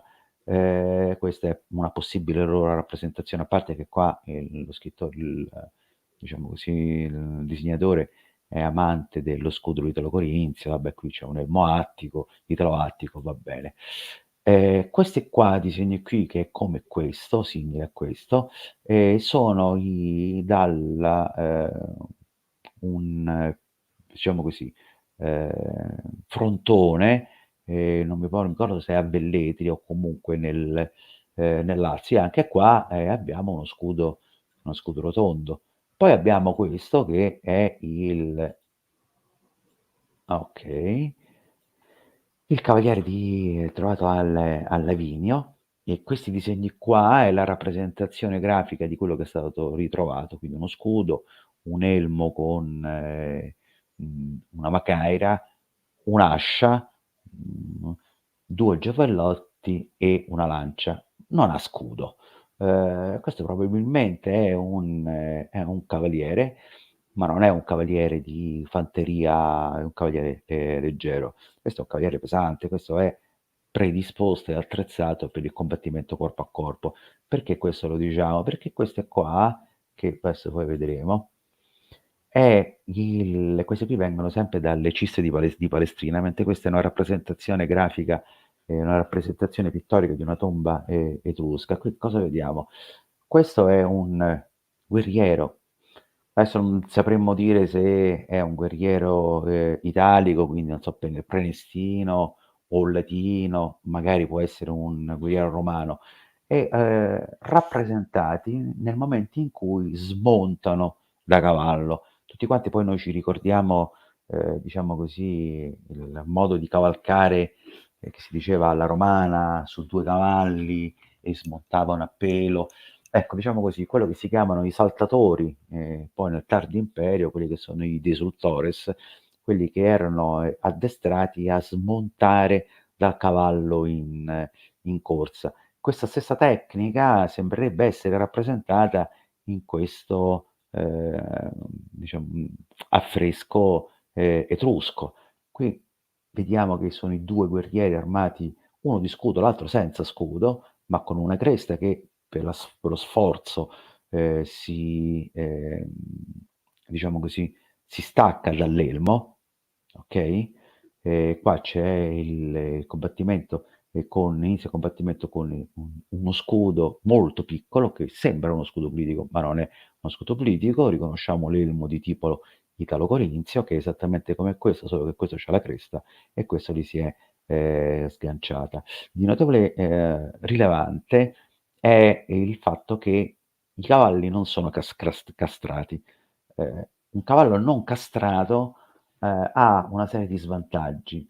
Se combatti in formazione serrata, ha la tendenza a seguire le femmine. Quindi se la femmina è in calore, se c'è una femmina e la femmina è in calore, il cavallo segue il calore, l'odore degli ormoni femminili, ehm, ed è più facilmente addestrabile. Un cavallo da guerra invece è un cavallo intero, perché questo che cosa fa? Intanto lo rende un cavallo gregario più forte, quindi segue il capobranco, quindi il cavallo alfa di turno, ed ha una propensione a combattere. È vero che i cavalli evitano gli ostacoli, ma se affronti un se un grizzly o un puma affronta un gruppo di o comunque un predatore di grossa taglia, affronta un branco di mustang, i mustang non è che scappano. I maschi, quelli più grossi, più giovani e vigorosi, affrontano il predatore. Quindi che vuol dire? Che vuol dire che questi cavalli sono cavalli da guerra, addestrati e portati avanti per combattere, non semplicemente per portare il guerriero sul campo di battaglia. Questo ce ne accorgiamo anche da queste due immagini. Allora, questa è un'immagine sempre di una cista prenestina. Qui raccoglie viene rappresentato nella stessa maniera come quell'altra il fatto che un guerriero perde la cresta, quindi le creste si smontavano dal cavallo. Qua è nell'attimo della discesa, è armato di diciamo così, potremmo definirlo, vediamo se si riesce a vedere un poco, eccolo qua, questa qua.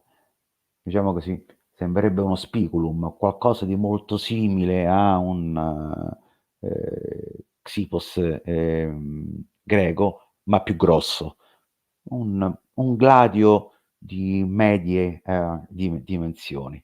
L'avversario è stato colpito da un giavellotto, quindi questo ha colpito con un giavellotto, e il cavallo segue il combattimento. Quest'altro invece, cavaliere, è sceso dal cavallo, ha perso direttamente l'elmo e nel pieno della foga affronta con il cavallo imbrigliato, attenzione, il cavallo imbrigliato, e segue il movimento del cavaliere, affronta questo che non sappiamo essere, potrebbe essere un triario latino, ma potrebbe essere anche un triario romano, per quello che ne sappiamo noi in questo momento.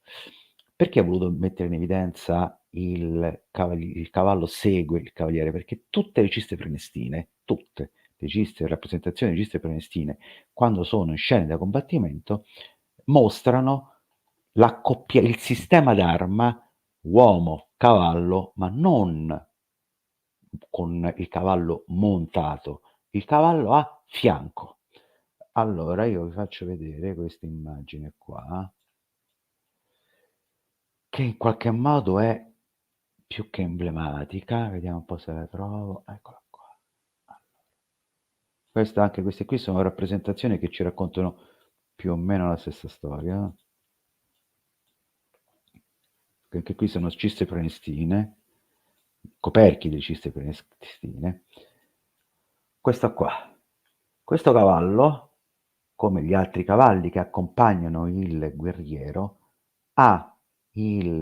calpesta l'elmo del nemico ucciso, o meglio colpito, e ha il cavallo, diciamo così, la zampa imbrigliata nel mantello. Questa è chiaramente una rappresentazione di un presa di contatto fisico tra il cavaliere con il suo cavallo nei confronti di un avversario. Per cui, come dire, la cavalleria romana, quindi, o comunque quella romano-latina, non era una cavalleria di supporto, era l'arma principale. E noi sappiamo da alcune descrizioni, specialmente in Tito Livio, ma anche confermate da Diogene Dionigi, che la cavalleria passava attraverso le file dello schieramento romano per attaccare l'avversario. Ora, se non c'è bisogno di essere un corazziere dell'Ottocento per capire che attaccare una formazione di opliti che sta ferma e compatta non ha senso, ma se invece di attaccare una formazione di obliti comincio ad attaccare una formazione molto più aperta, flessibile, come quella composta da gruppi diversi, quindi mani, globi o manipoli, che poi vedremo, di diverse guerrieri, è più facile che io possa trovare un vuoto nello schieramento, e quindi la carica di cavalleria lanciata in velocità, e che prevede che cavallo e cavaliere, il cavaliere smonti e il cavallo insieme combattano contro un avversario, ci possiamo immaginare che una scena dove un cavallo che scalpita davanti e dietro con un cavaliere armato, un guerriero armato, quindi non un cavaliere, un guerriero che sa maneggiare bene le armi a propria disposizione, mi immagino che intorno si potesse creare una certa distanza. È possibile, sicuramente è possibile che, anzi sicuramente avranno tirato giavellotti più o meno efficaci, colpito il cavallo. Ci sono dei reperti archeologici che dimostrano che la capacità del cavallo di sostenere delle ferite. Sotto le mura di Capua sono state trovate una ventina di carcasse di cavalli, una ventina mi pare, sì. Sono riusciti a ricostruire l'equivalente di 20, sono riusciti a ricostruirne alcuni, ma insomma sostanzialmente è venuto fuori che hanno effettivamente partecipato a combattimento. Ci sono ferite profonde che toccano le ossa praticamente su tutte le parti del corpo. Il cavallo è un animale grosso ed è difficile da abbattere, certo con una pistola, con un colpo di pistola sì, ma con una spada o con una lancia o comunque non è così semplice, e se capitava i cavalli e cavalieri potevano trovare delle facili alternative per poter sfuggire. Quindi questa rappresentazione, che vuol dire che la cavalleria romana opera non tanto e soltanto ai lati come la classica fanteria e cavalleria di tipo ellenistico, ma si schiera a corna, quindi proprio avvolgendo l'avversario, con una riserva posteriore che serve per lanciare il colpo decisivo nei confronti di quelle bande più o meno di predoni organizzati che erano Sabini, Latini, Velletrani, Etruschi, che si incontravano di volta in volta. Questo è più o meno la situazione. E qui arriviamo alla penultima parte, la legione a questo punto cambia ed entrano dei nuovi ruoli. Qualche domanda? Vado? Sì, sì, vai pure. Perfetto. Allora, siamo tra il 400 e il 350, diciamo che arriviamo velocemente alla loro organizzazione. Durante la guerra latina, Tito Livio ci racconta la prima vera riorganizzazione, diciamo così, strutturata, e ce la racconta dicendo che in Branno l'esercito romano è schierato in due, vediamo un po', scusa, non mi ricordo bene qual era la prima. Allora, ok, questa qua, divisa in due linee. Adesso ve la rappresento molto velocemente. Eccola qua. Quindi la legione è schierata in due linee, con una prima linea di combattimento che è formata da quelli che si chiamano gli antepilane. Antepilani quindi sono gli astati, cioè quelli dotati di armi da getto e non da botta, più fanteria leggera, i leves, e i princeps, che sono quelli sostanzialmente di media età, intorno ai 30 anni, più gli astati. Questo è il primo gruppo, che è la prima linea. Poi c'è una seconda linea che è composta dai triari, che sono organizzati come i primi gruppi in manipoli, cioè la riforma ha fatto sì che tutti questi gruppi diventassero omogeneamente organizzati in un'unica grossa entità, un'entità più grande che si chiama manipolo, con un ordine interno intorno ai 120-130 uomini. Poi sulla numerosità poi magari ci ritorniamo. E il manipolo è l'unità tattica e di manovra della legione. Dietro gli antepilani ci sono i pilani, cioè ci sono tre righe, tre linee composte da triari, rorari e accensi. Ora, che cosa rappresentino questi non lo sappiamo, noi vedremo soltanto che nella legione manipolare, diciamo così, di tipo del III secolo, rimarranno gli astati, i princeps e triari, che sono quelli più conosciuti. Scompariranno le truppe, i rorari e gli accensi. Non sappiamo perché i triari sono chiamati così, come non lo sappiamo perché sono i rorari. Sicuramente rappresentano una categoria di truppa, non è tanto una tipologia di truppa, perché consideriamo che i triari sono quelli che meglio armati rispetto a tutti gli altri, quindi sono quelli che sicuramente hanno maggior esperienza. C'è al momento diciamo così, un percorso storiografico che dice che quest'area qua, cioè il gruppo dei pilani, quelli che sono i manipoli che sono organizzati in seconda linea, o meglio come truppa di riserva, potrebbero essere il residuo delle truppe gentilizie dei secoli precedenti. Avevamo visto che era naturale immaginare che i più esperti e quelli meno equipaggiati combattono in prima linea, seguiti da quelli come erano la prima classe, seconda classe, terza classe. Beh, qua i triari rappresenterebbero più o meno la stessa cosa. Quindi i triari sono quelli meglio armati, i rorari quelli che sono armati sì con scudo ma non sono corazzati, e poi ci sono gli accensi, che è vero che Tito Livio li chiama roba da soldati di poco conto, ma questo perché probabilmente leggeva gli accensi dell'età ciceroniana, che erano dei segretari.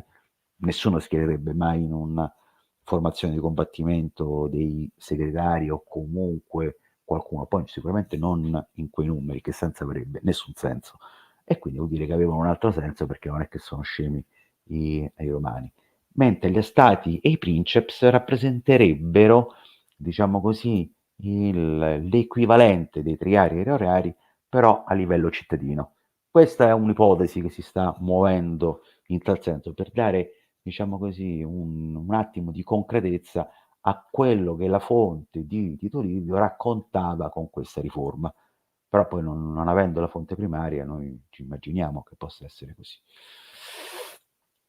Quello che diciamo prima è che anche in questo caso ci sono la legge urbana e, diciamo così, le truppe private sono caratterizzate dai triari, che sono quelli che hanno il massimo di valore in termini di combattimento e di esperienza, e con un gradiente decrescente verso la legione, invece i princeps e gli astati.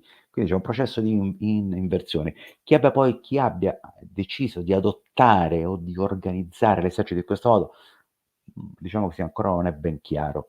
Forse che sia stato Camillo? Non lo sappiamo. È possibile che sia il risultato della catastrofe dell'Aglia? È una possibilità. Si fa riferimento a truppe di supporto che non hanno fatto una grande performance. Insomma, fatto sta che sicuramente quando c'è questa riforma, che viene, diciamo così, raccontata in occasione della guerra con i latini nel 350-348, Roma ha vinto da una cinquantina d'anni, ha sottomesso Veio, il territorio vegliente, quindi già un'enorme quantità di soldati, ma ha anche, diciamo così, messo in regola e in sesto i rapporti con una gran parte delle comunità latine. Quindi questa diciamo che è la prima vera legione, organizzati in due linee, grosso modo.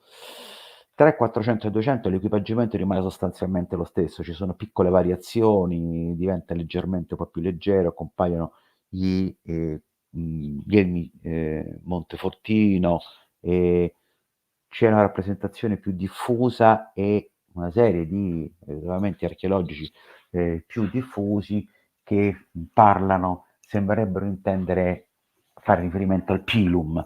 Anche qua il pilum, ci saranno 1000 tipi di pilum, però tutti quanti più o meno si lanciavano nella stessa maniera, cioè una parte più pesante e una parte più leggera. Poi che il pilum fosse di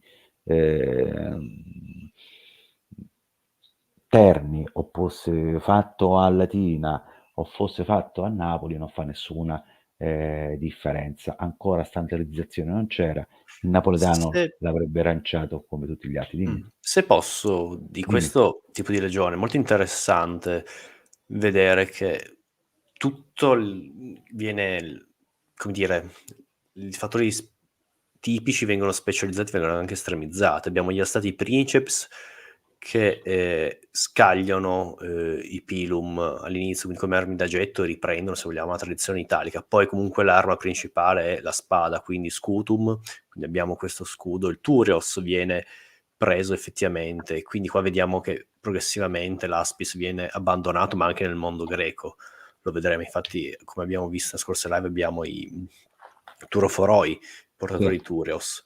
Quindi abbiamo questi primi che combattono, se vogliamo, un modello nuovo, quindi tipo di scudo Turios e spada, che tipo di arma, la spada, che richiede anche una certa perizia. Non è Assolutamente. così, Sì, non è come sì. una lancia che, se vogliamo, dai solo colpi di punta, più che altro non puoi fare con una lancia, puoi tirare bastonati in testa, però Eh, non so quanto sia efficace. dipende sempre dalle lance, però comunque sì, Sì, in linea certo, no, per dire, generale.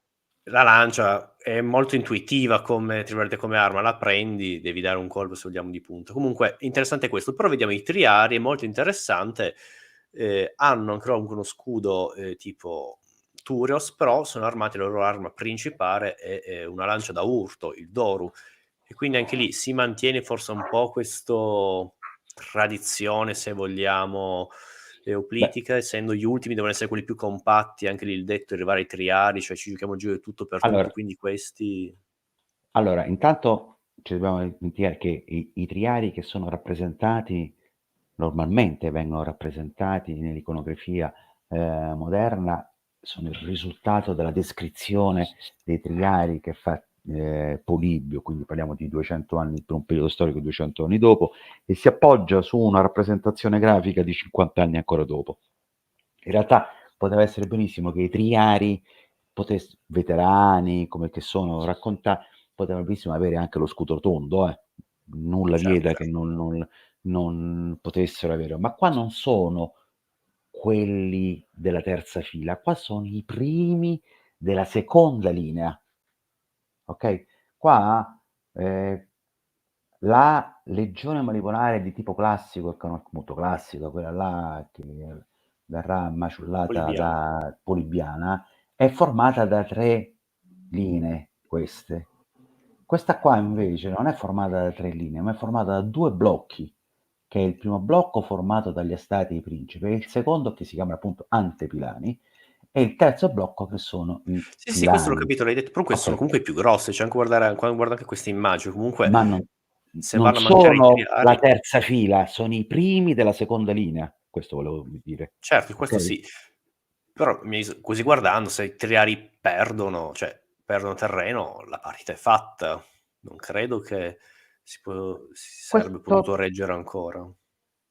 sì, perché comunque dipende sempre da com'è la meccanica di combattimento. Adesso cerchiamo di essere allora, qua ho Vediamolo nel fatto concreto allora, così allora, vediamo. l'unica cosa è che è da evidenziare che la struttura di comando è banalmente semplice. C'è un console, pretore, dittatore, che sia un console che comanda una legione, e poi direttamente sotto ci sono i centurioni. Mh. Basta. Quindi il centurione assicura, la, mobilità tattica sul campo di battaglia. Quindi il centurione di un manipo, di una centuria, eccetera. Considera che i manipoli che sono formati da 2 centurie, non c'è un comandante di manipolo, uno di tutto l'insieme. Ogni centuria è organizzata, è comandata in maniera diversa, da persone diverse. Quindi vuol dire che io ho necessità di tenere sotto controllo gruppi tra loro che sono diversi. Qua il combattimento è questo, il combattimento. Vediamo un po' se viene meglio qua. Ecco qua, forse qui viene meglio. Okay. Questo è la forma del combattimento. Quello che noi vedevamo prima, che questi qui, mettiamo che questi qui sono i triari, questi qua. Sono quelli che sono in prima linea. Sono quelli che entrano più facilmente in contatto, in una forma che può essere a seconda di necessità, si chiudono, oppure si aprono e sono supportati e affiancati dalla fanteria medio pesante, cioè quelli che sono dotati di un Tureos, come dici tu, e uno scudo, ma non hanno protezione fisica, non hanno corazza. Quindi questi devono sostenere l'urto, devono essere compatti. Gli altri devono essere molto più mobili per potersi poi confrontare con l'equivalente, l'omologo, dell'avversario. Il globus, il manipolo che raccoglie tutti questi, è molto più compatto, è molto più strutturato, è meglio organizzato, o meglio, immaginiamo noi che sia meglio organizzato, cioè è meglio condotto. Queste sono le 2 caratterizzazioni principali, e da questi qua deriveranno poi quelli che saranno i Velites con nella sua rappresentazione. Ma la rappresentazione, anche questa, è basata cioè che tutti i veliti vanno avanti nella prima linea, e poi se ne vanno tutti quanti dietro, e poi prima gli Astati, e poi allora questa descrizione così meccanica, probabilmente è il risultato di una, diciamo così, ellenizzazione, quindi razionalizzazione di quello che in realtà accadeva. Molto probabilmente, come vedremo poi, il i manipoli operavano in maniera non strutturata, prima tutti e poi tutti gli altri, perché siccome chi comandava realmente era il centurione, erano le centurie che si muovevano avanti e indietro. Sono loro che si muovono e decidono se questa qua della seconda linea va a supporto di questo manipolo di Astati, che probabilmente è attaccato da, mettiamo, 2 corti o da una corte, sannita, e che quindi è in pericolo. Allora si muovono. Quindi l'autonomia tattica, proprio decisionale, è delegata completamente ai centurioni. i tribuni hanno una visione di carattere generale, possono riferire, ma non intervengono sul combattimento, quindi essendo tutti, diciamo così, l'equivalente di sottufficiali, non c'è ordine, c'è un caos che viene mantenuto e contenuto dalla volontà del dittatore, il generale e quant'altro, ovviamente aiutato dai tribuni. Nella Anche se pratica, posso la complessità, perché dica, comunque tu sei nel campo, come sì, dire, sì, noi adesso li vediamo dall'alto, è tutto più ah semplice. sì, Cioè, capirai. immaginiamo che c'è il caos davvero, a polvere, tutto, poi si rischia la Tutto, vita. tutto. Questa qua, come abbiamo visto l'altra volta, ecco, noi ci immaginiamo che questi qui è lo schieramento tradizionale dei princeps, Mh-mh. degli stati, dove ci stanno, e qua ci stanno gli equivalenti che mettiamo possono essere gli equi, tanto per dire qualcuno. Allora, secondo la meccanica raccontata fino a poco fa, era prima uno, poi l'altro, poi c'era il cambio di linea, poi tutti indietro. No, il movimento era molto più elastico e molto più dinamico, era a secondo, come dire, abbiamo la tendenza per quei tempi ad avere una visione dogmatica. Allora, tutti i manipoli erano in colonna o tutti i manipoli erano in linea o le centurie.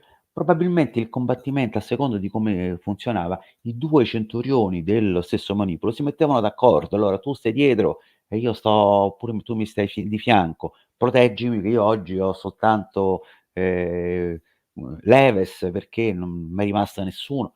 Faccio un'ipotesi qualsiasi, nessuno ci racconta la meccanica all'interno. Quindi molto probabilmente, come dicevi tu prima, è molto più fluido e dinamico e quindi la linea non è compatta, ma è costantemente in fluttuazione.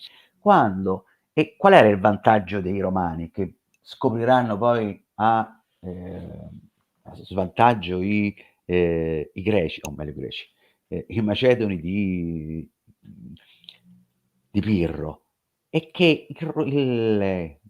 manipolo era flessibile, cioè come poteva essere in una posizione offensiva, costantemente poteva staccarsi dal contatto e mantenere una pressione difensiva, cioè io mi ritiro, ma non perdo il contatto, non è che io siccome mi ritiro tu hai libertà d'azione, io mi spezzo, quindi riesco a mantenere la pressione, fletto finché serve, ma nel momento in cui tu avanzi, e qua lo vediamo meglio, eccolo qua, questa è la rappresentazione, quando tu avanzi e la falange avanza contro gli astati, e questa qui è un sintagma per intenderci, cioè l'unità tattica principale, queste sono tutte punte di lancia che fanno male, eccetera, ma gli astati flettono, vengono indietro, quindi il sintagma macedone continua ad avanzare, magari quello che gli sta di fianco non avanza con la stessa con la stessa in maniera uniforme, per 1000 motivi, perché c'è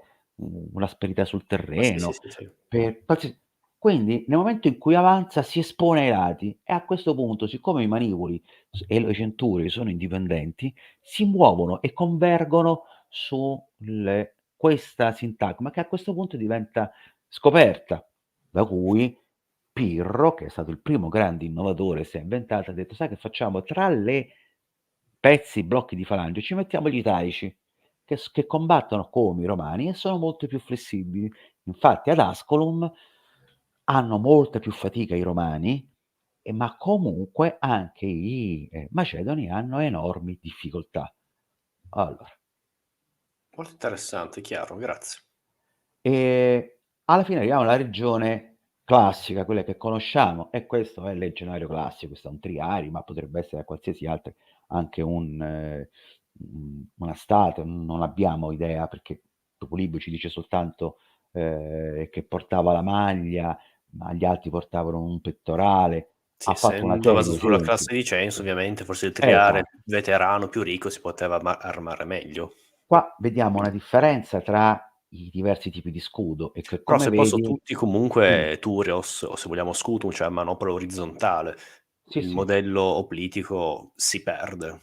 Sì, sì, no, perde complessivamente perché non ha la capacità di flettersi, cioè la formazione non diventa flessibile perché praticamente non hai Certo, abbiamo visto capacità la di falange oplitica è molto rigida. esatto. Qua rispetto a quello che dicevamo prima, il Tyreos e lo Scudo, come vedi lo Scutum è quello più grosso, è quello più Certo, lungo, certo. quello che copre meglio e qua si vede. Sì, che è anche convesso, infatti a differenza di quelli dei Esatto. Celti che avevano il Tyros una tavola piatta, invece i Romani ce l'hanno convesso, è effettivamente molto più La efficace. la cavalleria, nonostante quello che dicesse appunto Polibio, ma è una cavalleria che è ben armata, ben equipaggiata e si muove in formazioni, con per multipli di 30, quelle che si chiamano le turme. In realtà probabilmente turma non deriva da 3, ma turma è, come dire, è un nome che vorrebbe dire una quantità indefinita.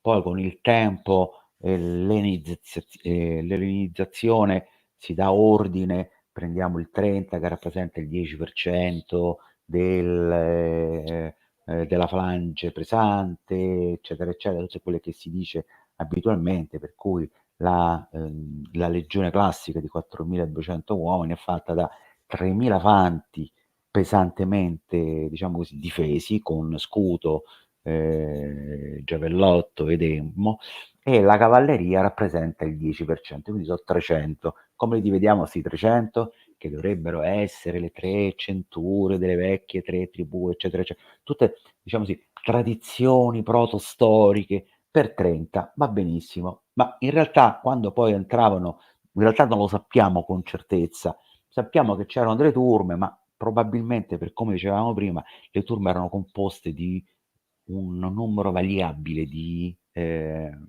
cavalieri. Si chiama E turma. se posso, Dimmi. guarda anche i cavalieri, quello che abbiamo detto il discorso prima, la Oddio. forza di Roma, della classe dirigente, di iniettare dentro di sé altri componenti, altre classi dirigenti, in Sì, questo periodo si vede molto bene nella cavalleria, si vedono i italici entro esatto. cavalleria e anche come soci, ma soprattutto nella Cioè, cavalleria si farà tesoro di quando questo.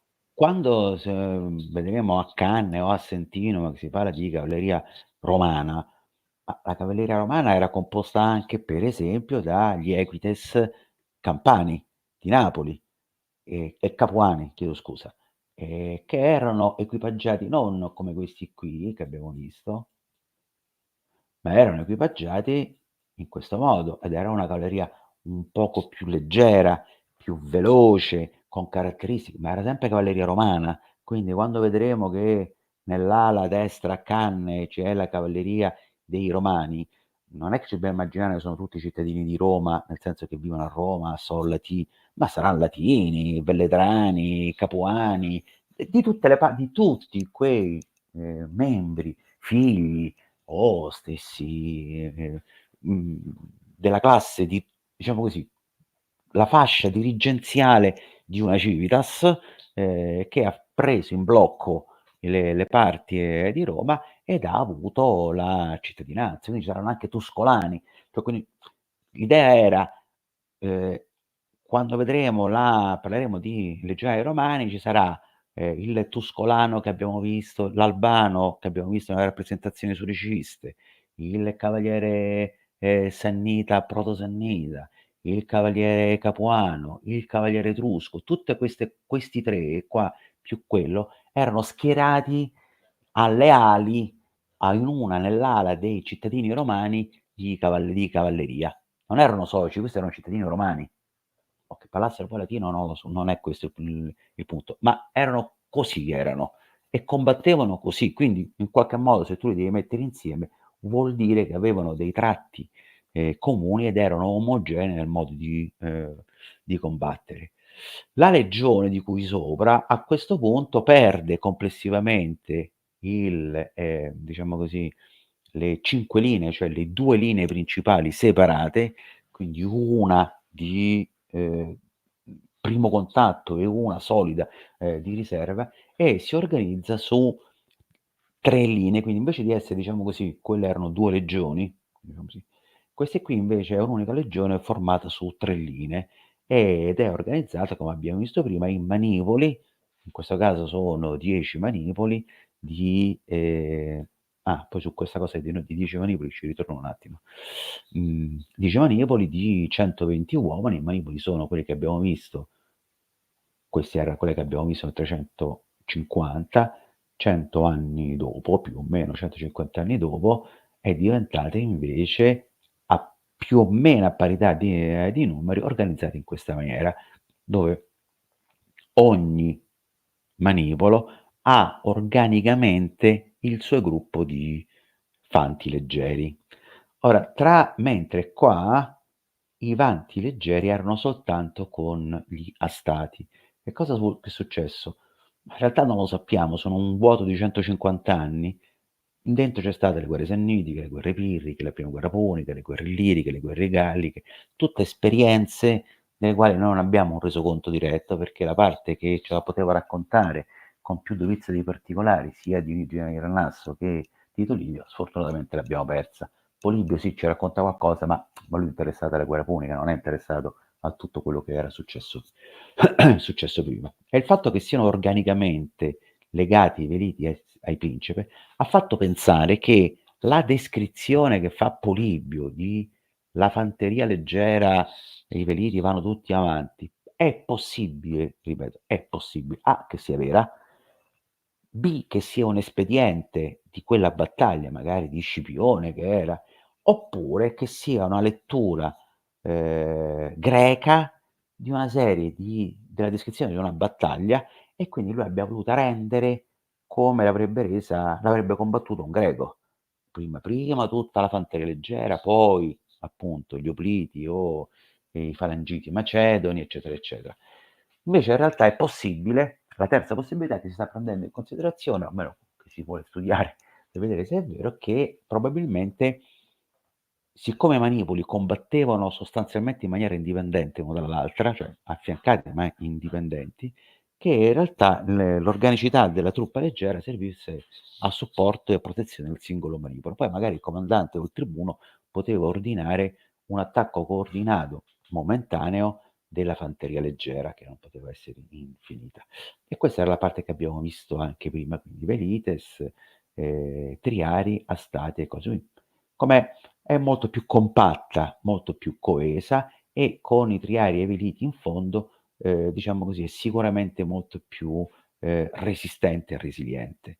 Quanto sarà resistente e resiliente, questo poi lo vedremo, ma è, diciamo così, è l'inizio di quella che sarà poi la struttura che porterà alla formazione coortale, che in qualche modo, diciamo così, forse trova un suo geniale inventore in Scipione l'Africano, che probabilmente la utilizzerà inizialmente in Spagna, ma vabbè, questa però poi un'altra storia.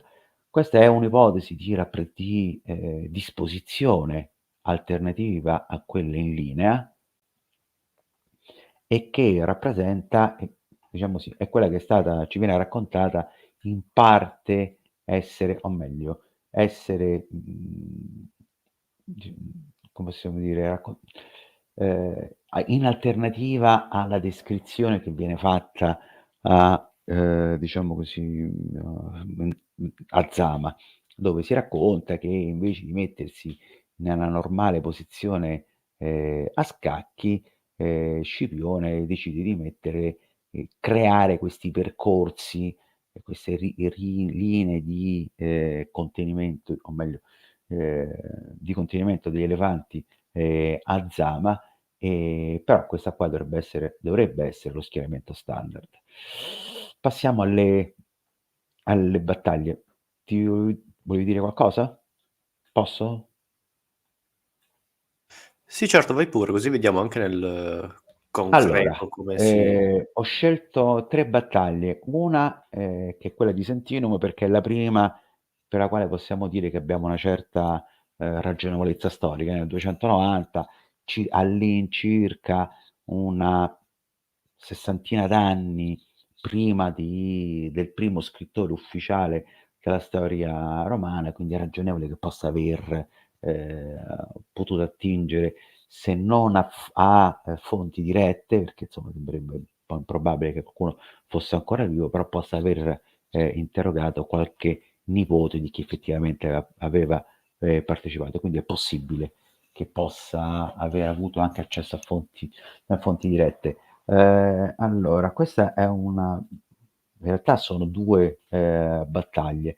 Ehm, allora qui quando abbiamo detto ovviamente non abbiamo parlato dei soci. I soci erano l'equivalente, erano come i romani, solo che si chiamavano non romani, si chiamavano in un altro modo, che potevano essere appunto latini in questo caso, piuttosto che non un soci campani, piuttosto che umbri, piuttosto Non che avevano il diritto romano, ma godevano del diritto latino, sicuramente. del diritto latino, e militarmente erano, per quello che sappiamo, essere organizzate per coorti. Coorte vuol dire semplicemente metti insieme più cose. E l'esercito, quindi leale, sono però un equivalente alle legioni, e ai lati abbiamo anche la cavalleria romana e quella alleata. Di fronte abbiamo due avversari completamente diversi, l'esercito latino e l'esercito gallico. Questa è chiamata la battaglia delle nazioni perché ci stanno l'equivalente della Lipsia del 1815, perché è rappresentata gran parte della penisola italica, mancherebbero soltanto i greci. Ehm, come avviene? Allora, la prima legione e la terza legione, che sono quelle che sono le più forti, vengono schierati alla destra con Decio, con il quinto Fabio, e si trova di fronte all'esercito sannita, mentre la quinta e la sesta legione si trovano di fronte, sono schierati di fronte all'esercito gallico. Quindi qui abbiamo l'equivalente di 4 legioni, e le ali dei soci, scusate, sono sostanzialmente simili. La seconda e la terza legione, che non sono rappresentate, sono rimaste a Roma. Sono rimaste a Roma. Quindi abbiamo di fronte due avversari completamente diversi. L'esercito gallico molto, diciamo così, irruento e dinamico, l'esercito sannita tosto, capace, solido, esattamente come l'esercito romano. Il combattimento, ecco, Se questa è posso, una come armamenti, bene o male quello sannitico, è uguale a quello romano. ammicca un po' Ma quello romano, invece quello dei sì, sì, sì. Celti abbiamo anche lì, a seconda del contesto sempre esternogeneo, abbiamo chi veramente fa la guerra, i Sì, i nobili che sono sul carro, sono armati tutto punto con spade, hanno uno ehm scudo oblungo tipo quello sì, c'è lo romano, ha uno scudo scudo del Purios, oblungo, esattamente, infatti lo spada riportano, però lunga, nel senso abbiamo esatto. gente che l'élite armata con spada e scudo, Sì, abbiamo anche, in gruppi se questo caso vogliamo specifico i carri da guerra anche. sì, abbiamo anche gruppi anche lì, frazioni militari religiose, anche lì, anche i Galli che Sì, sono sì. ormai nel contesto italico, anche loro usano un sacco di armi da lancio, e poi volendo abbiamo anche in questo periodo si iniziano a formare anche loro, di questi continui scontri con il mondo mediterraneo, anche loro abbozzano una sorta di gruppi un po' più compatti, contadini, ma questo un po' si vedrà soprattutto al di là Beh, dei secoli. Però per dire anche l'esercito celtico è ah, molto nel suo interno è molto diversificato. sì, sì, ma nell'antichità tutti gli eserciti sono de facto diversificato. Sicuramente l'esercito gallico non ce lo dobbiamo rappresentare come un esercito barbarico, assunto che l'esercito barbarico abbia ancora un senso oggi. Ha una sua organizzazione che è diversa da quella romana, come è diversa da quella sannitica, però tutto sommato anche lì, diciamo così, che nell'esercito gallico è molto più forte la componente guerriera, quindi diciamo così il signore della guerra con i suoi affiliati, è una struttura molto più simile a quella feudale, per intenderci. Feudale nella semplificazione proprio, quindi c'è il signore che ha i suoi 50 o 100 guerrieri, che è legato a un altro che ce n'ha 3-4 di questi gruppi, e più o meno combattono in questa maniera. Poi ci sono anche gruppi di mercenari, gruppi di devoti, esattamente, diciamo così, sono speculari, niente di più. Però I se posso è più Sanniti, eterogeneo. Quello che si è visto che comunque l'esercito romano, per carità, è diverso al suo interno, però comunque tende a un po' ad armonizzarsi in queste varie riforme sì, manipolari, ed è anche sì. la sua flessibilità. Invece l'esercito celtico è un esercito, se vogliamo, da questo punto di vista un po' più arcaico, dove Sì. abbiamo da una parte quelli che fanno il mestiere, dall'altra quelli che sono stati chiamati per questo momento, quindi per dire proprio all'interno estremamente diversificato. Però vabbè, continuiamo. L'esercito sannita è un esercito equivalente a quello romano. L'unica differenza sostanziale è che i romani sono organizzati in manipoli, molto probabilmente i sanniti invece sono organizzati in corti, quindi sono più grossi e resistenti. È possibile che una delle ragioni per cui si sia passati dalla struttura a 3 linee, come avevamo detto prima, 2 linee differenziate in una linea e con i manipoli più grossi, proprio per poter meglio resistere a non tanto all'assalto dei Celti, come si era ipotizzato inizialmente, quanto piuttosto anche a la capacità di resistenza e di combattimento presentate dai Sanniti. Ora, i Sanniti sono sostanzialmente principalmente lanciatori di giavellotti, ma non esclusivamente, e quindi sono un degno avversario dei Romani. L'esercito alleato, quindi diciamo così, dei Sanniti è diviso in due parti, proprio sono separati da un fiume, da un piccolo rio, proprio per impedire che ci possa essere qualsiasi problema. E questa è una rappresentazione molto più vicina alla realtà di quello che potesse sembrare che potrà sembrare gli altri disegni, perché qua si vede la dinamicità della linea di combattimento. Concordi? Ecco, questa è una rappresentazione molto più simile alla realtà di quello che poteva succedere. In questa fase qua sostanzialmente le legioni romane premono in maniera pressante le unità dei Galli, che sono queste qua, ricordiamoci, i verdi, ehm, ma vengono contenute perché comunque a un certo punto i Galli mettono in una mala parata, mettono in campo i carri da guerra che colgono di sorpresa la cavalleria romana, la prendono di fianco e la mettono in fuga. A questo punto c'è il famoso episodio del console Decio che si lancia con un attacco suicida di fatto, comunque un'immolazione suicida per sfondare la linea dei Galli. Il sacrificio di Decio riesce a risollevare le sorti del combattimento sull'ala sinistra, ma non più di tanto, perché comunque i Galli continuano a mantenere la loro posizione e a non cedere. Quello che invece risulta essere risolutivo è che nel combattimento, nell'azione combattimento, le truppe di Fabio hanno progressivamente ingaggiato e macellato a distanza chiamiamoli così, i legionari sanniti, i quali piano piano cominciano a perdere terreno e Fabio fa allargare l'ala sinistra con la cavalleria alleata e romana e sferra un attacco sul fianco sinistro dei Sanniti. I Sanniti vengono sostanzialmente messi in rotta e in riescono le truppe delle legioni di Fabio sostanzialmente ad avviluppare i Galli che, diciamo così, stranamente, almeno stranamente, non riportano che cosa è successo ai carri che scompaiono dal campo di battaglia. Quindi al di là di questo aneddoto particolare, di fatto i Celti vengono sostanzialmente circondati e fatti a pezzi.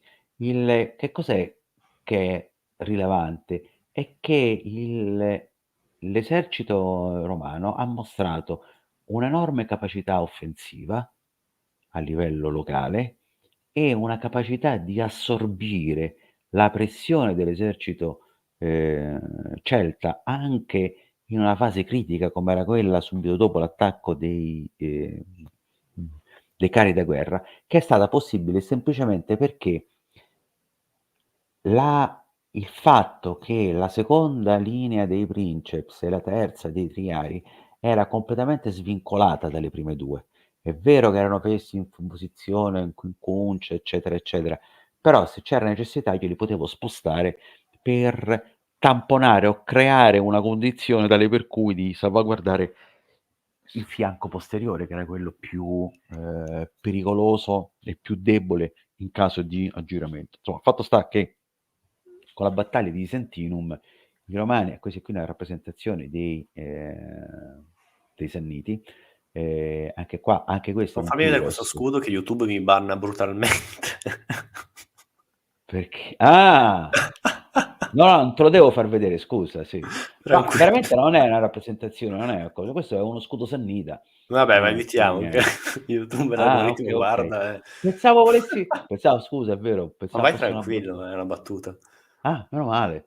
No, siccome oggi stavo vedendo un video che veniva fuori, che insomma così. E questa era la prima battaglia, quindi questa ha mostrato la capacità di resistenza dell'esercito romano. Certo, se posso che la Ottimo. flessibilità appunto, Sì, seconda e sì, sì, terza linea al flessibilità. momento può Perfetto. può coprire il lato. Considera che a livello il quadro ellenistico, dietro l'enorme falange, a parte l'ipotesi attuale che potesse essere divisa in realtà in due più piccole falangi, la falange di 16 righe, magari in due di 8, ma al di là di questa ipotesi, con Alessandro Magno, Augagama, Gagamela proprio c'era la linea abbiamo oplitica una di riserva. riserva, ma è una, diciamo così, proprio una linea di riserva, come dire, extrema ratio. Invece nell'esercito romano la terza linea è proprio una componente attiva, cioè io immagino il mio combattimento che è lasciato pienamente in mano ai miei centurioni e devo poter decidere quando impiegare l'ultima riserva. Ricordiamoci che nella battaglia quella del Veseri sotto il Vesuvio con i Latini, quella dalla quale abbiamo tratta la descrizione della legione su 5 righe, per intenderci, quindi con antepilani e pilani. E, in quella battaglia là, Tito Livio descrive che i Latini, vedendo e pensando di trovarsi di fronte alle ultime riserve, che sarebbero i triari dei Romani, lanciano anche loro i triari convinti di poter risolvere lo scontro. Quindi, come dire, i diversi comandanti tenevano questa terza linea di riserva perché doveva servire a supportare o lo slancio finale o a contenere l'assalto dell'avversario. Quindi la gestione della riserva è una cosa che, diciamo così, imparano subito i comandanti romani. Poi vediamo qui la battaglia di Ascoli. Qualcosa abbiamo già anticipato precedentemente. Questo è il secondo scontro con i romani. Che fanno i romani? Se al primo scontro la cavalleria romana viene messa in fuga dagli elefanti che non avevano mai visto, questa volta i romani decidono di trovare una contromisura e si mettono in piedi, si inventano questi carri. Più o meno questa è la rappresentazione di un carro con tra falci, giavellotti, muli e quant'altro, non si è mai ben capito quale fosse. Insomma, fatto sta che la tradizione racconta che verranno impiegati e tutto sommato vengono impiegati abbastanza bene. Perché la battaglia di Ascoli? Perché, come dicevamo prima, abbiamo accennato prima, la battaglia di Ascoli, che si svolge in 2 giorni, ma sostanzialmente il primo giorno, quello più importante, vede per la seconda volta un Decio comandante dell'ala destra, l'altra volta comandava l'ala sinistra, e Pirro, che rimane secondo me il miglior comandante ellenistico, che affronta i romani con una innovazione, ovvero tra le unità diciamo così, delle falangi, quindi tra le falangi, ha inserito i Sanniti che nonostante le botte di 20 anni prima circa, erano ancora in grado di mettere in piedi un esercito per supportare i nemici di Roma. La battaglia si svolge in una maniera abbastanza classica, le 2 cavallerie si confrontano sulle ali, non è più tempo che non è in grado, la cavalleria romana non può più passare attraverso, perché ha di fronte comunque i Macedoni, e diciamo così, i greci, la falange greca e la falange e gli italiani, o meglio gli italioti, quindi insomma sempre greci, ci immaginiamo non tanto equipaggiati come i Macedoni, ma equipaggiati come degli Oblidi, cominciano a far arretrare la falange, l'ala sinistra, e anche il centro romano comincia a cedere. A questo punto Pirro manda avanti gli elefanti nel tentativo di aprire una breccia nello schieramento romano, considerando che la legione centrale che cominciava a perdere terreno. Però i romani, diciamo così, approfittano della situazione e mandano questi carri che effettivamente in qualche modo spaventano gli elefanti, che caricano, caricano direttamente gli stessi macedoni, creando una situazione inversa, cioè ovvero che la falange macedone è messa in difficoltà. La terza legione, quindi la legione centrale, che sembrava sul punto di retrocedere, e riesce in qualche modo a mettere in difficoltà e a far arretrare lentamente la falange macedone. A questo punto, diciamo così, in qualche modo la, i, diciamo così, il buco che si è creato sarebbe dovuto essere colmato dalla cavalleria romana, ma arriva prima la cavalleria, la ghema, quindi diciamo così, la cavalleria della guardia macedone comandata da Pirro, che richiamando anche la cavalleria, gli elefanti, la cavalleria del lato destro, dell'ala destra dei romani, greca, macedone scusate, e gli elefanti che erano rimasti, attacca la legione che in qualche modo aveva spezzato la linea del Macedone, e viene ovviamente circondata da 3 lati, e le legioni si devono ritirare.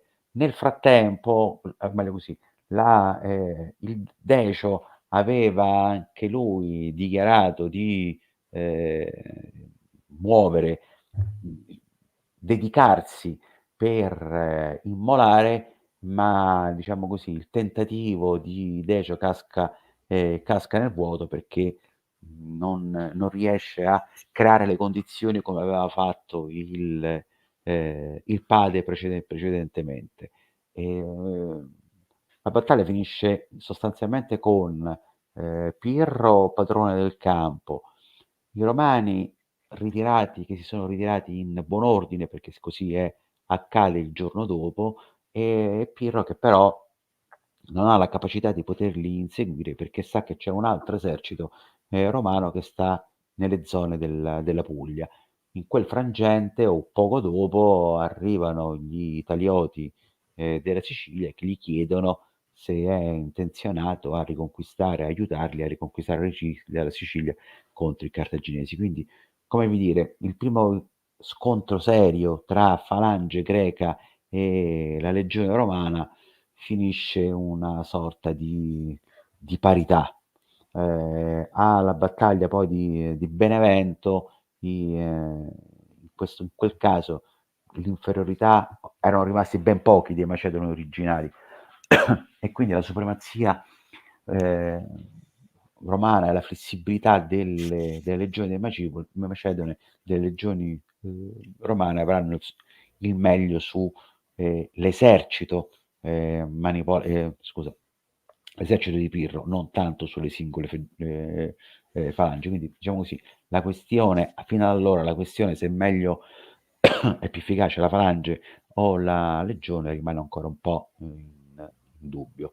Ma se postume questa battaglia vediamo ancora a maggior ragione come il manipolo sia flessibile, cioè prendere Assolutamente. nell'immediato l'autonomia e fare quello che bisogna fare. Se non ci fosse stato un grande come Pirro che è riuscito ad Bravo. acchiappare per i capelli, Esatto. il buco avevano fatto centrare, quindi Sì, sì, avevano fatto, erano riusciti. In realtà il buco era perché le componenti della falange erano progressivamente con ordine, come poi vedremo poi a Magnesia, si ritirano in ordine, però si ritira soltanto un pezzo, è l'altra componente dell'esercito che ritirandosi ha bisogno di essere supportata. Quindi, come dire, si era creata una specie di involontario saliente nel quale però si stavano infilando i romani. Il Casomai adesso lo vediamo tamponamento direttamente con Magnesia, così è più semplice da sì, capire. guarda. E poi finiamo con la allora, questa dovrebbe essere la battaglia, diciamo così, eccellente, perché è il campo ideale per il confronto tra Falange e Macedone, perché è un deserto, non c'è niente. Mentre qualsiasi battaglia cinocefale, conformazioni di terreno e quant'altro, questa deve essere la battaglia per eccellenza. Sfortunatamente per i Macedoni finirà male, però con una capacità, mostrerà che la Falange ha una capacità di manovra superiore a quello che uno si poteva immaginare data la struttura rigida delle 8 file più 8 file, quindi 16 file o 32. Allora, questo è lo schieramento iniziale. Questa qui è la falange di 16.000 falangiti supportati con gli intervalli di elefanti.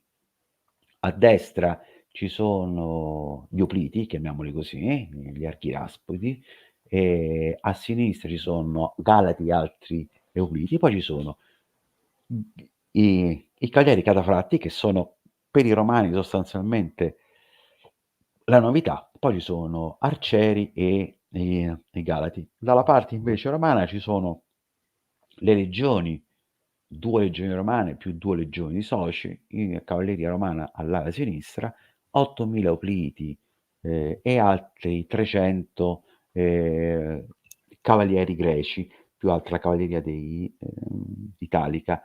I greci sono opliti, sono di Pergamo, quindi non è che hanno capacità, probabilmente sono teoreofori o comunque truppe medie. Diciamo che presumo che dovrebbero essere più obliti in senso stretto, dovessimo semplificare per poter renderci conto di che cosa stiamo parlando.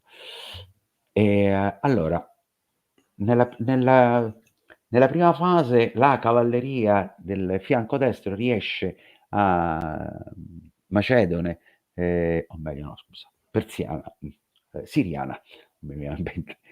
Siriana riesce a spingere indietro la cavalleria romana e si infila, punta direttamente all'accampamento romano, quindi praticamente l'ala sinistra se ne va completamente.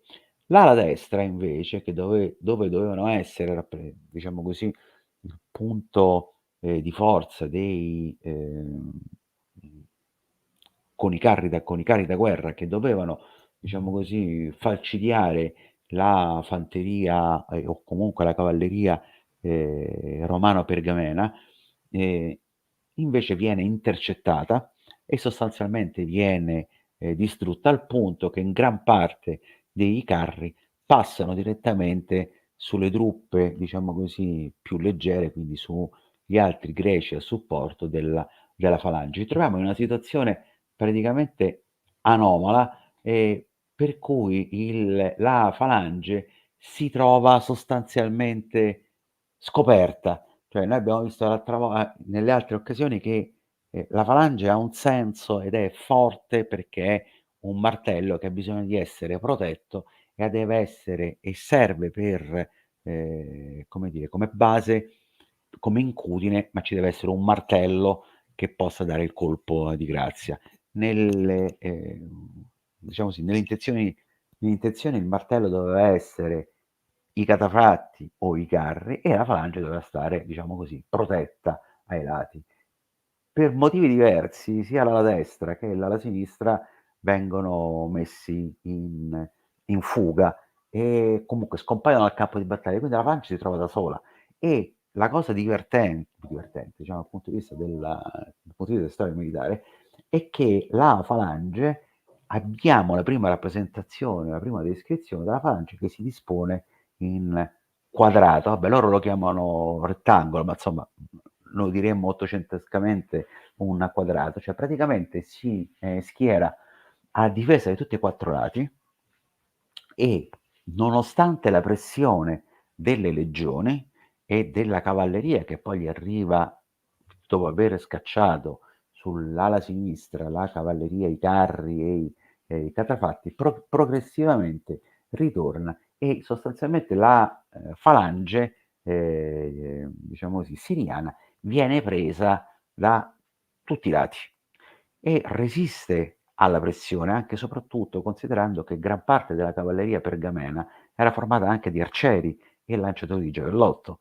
Quindi questi qui si avvicinavano e sostanzialmente la falange riesce a sostenere l'urto sia dei pila romani, ma anche dei giavellotti e delle frecce della cavalleria leggera pergamene.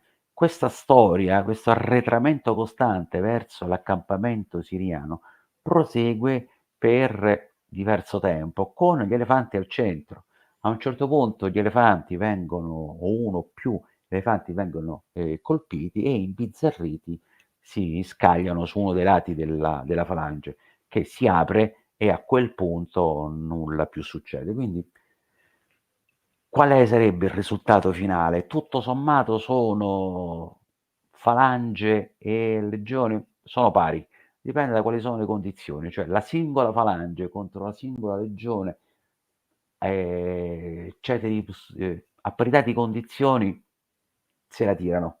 Forse su un deserto, in una condizione ottimale, ha una maggiore capacità la falange di resistenza, ma ha 0 capacità offensiva, perché di fronte a un avversario che progressivamente potrebbe contenere i tuoi attacchi in maniera indefinita, non vai avanti da nessuna parte.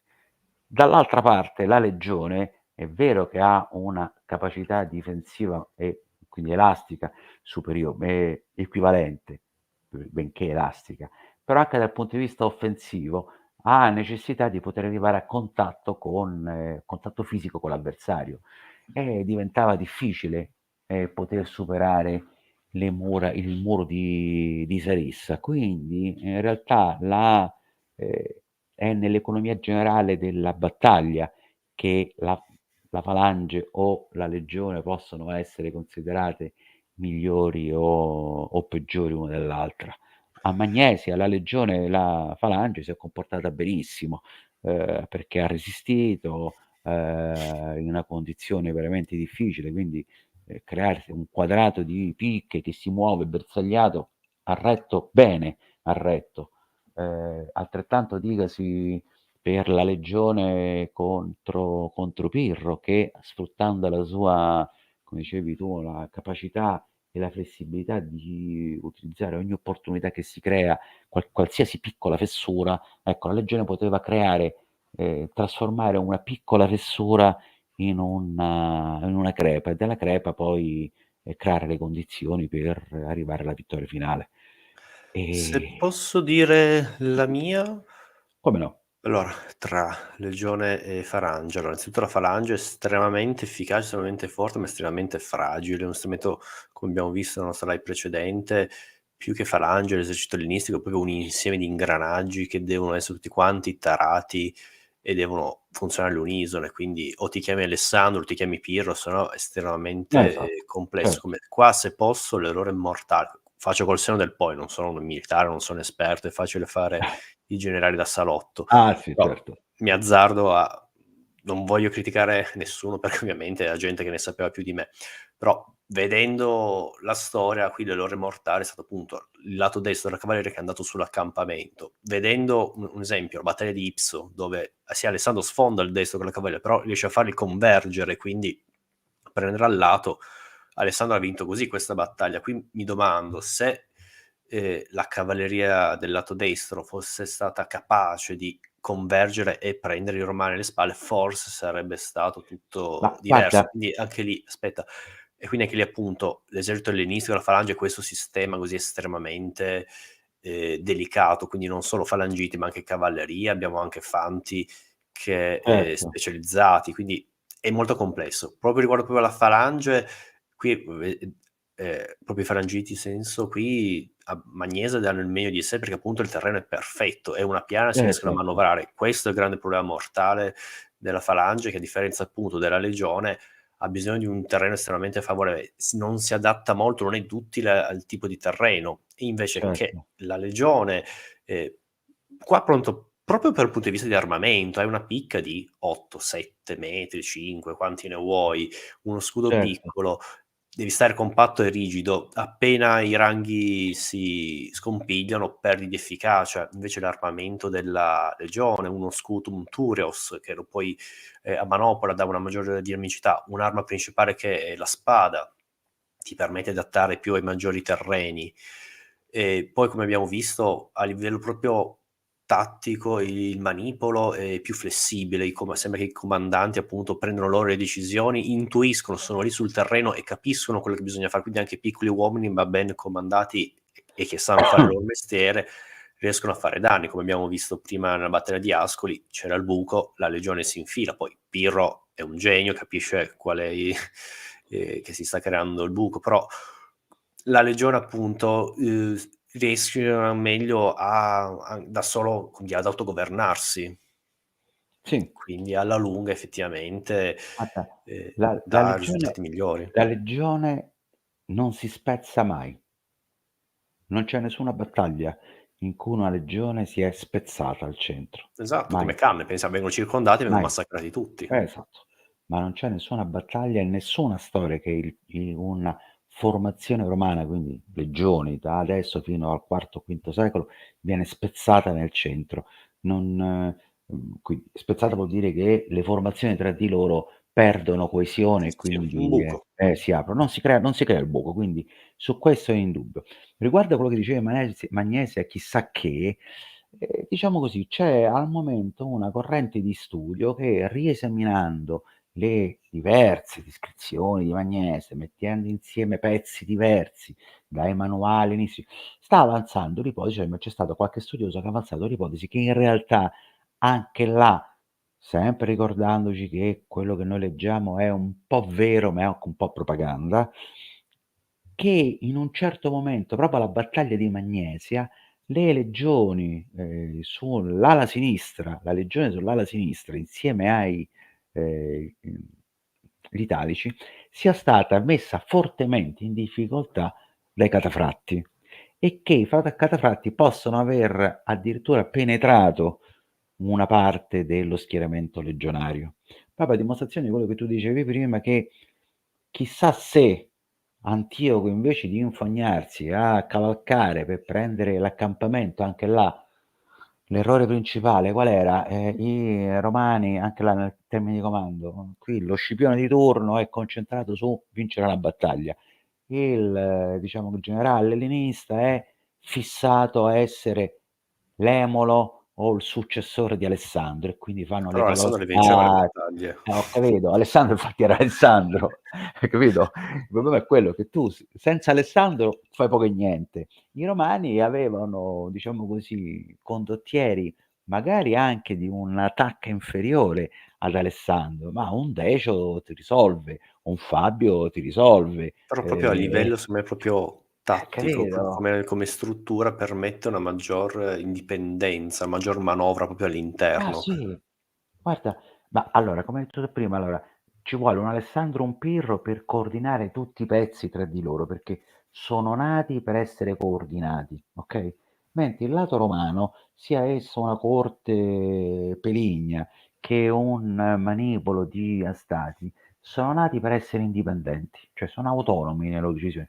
Quindi una volta che tu li hai schierati, loro si comportano in autonomia, si muove allora il tocco del generale è avere la sensibilità di rendersi conto che i Sanniti cominciano a essere in difficoltà e allora lancia la riserva di cavalleria o muove all'attacco o quello che sia. Quindi è più preoccupato della sensibilità, non c'ha certa intenzione, a parte Decio, poi finiscono, cioè anche se è una tradizione familiare, dopo i 2 che hanno avuto successo, basta, di Decio non ce ne non che non scompaiono dalla storia di Roma, ma non c'è più nessun generale che si lancia alla carica per farsi ammazzare. E Cesare, quando racconta, racconta di comportarsi quasi come un Alessandro, per cui lui scende, prende lo scudo e va in prima linea, e lo fa perché la condizione è tragica.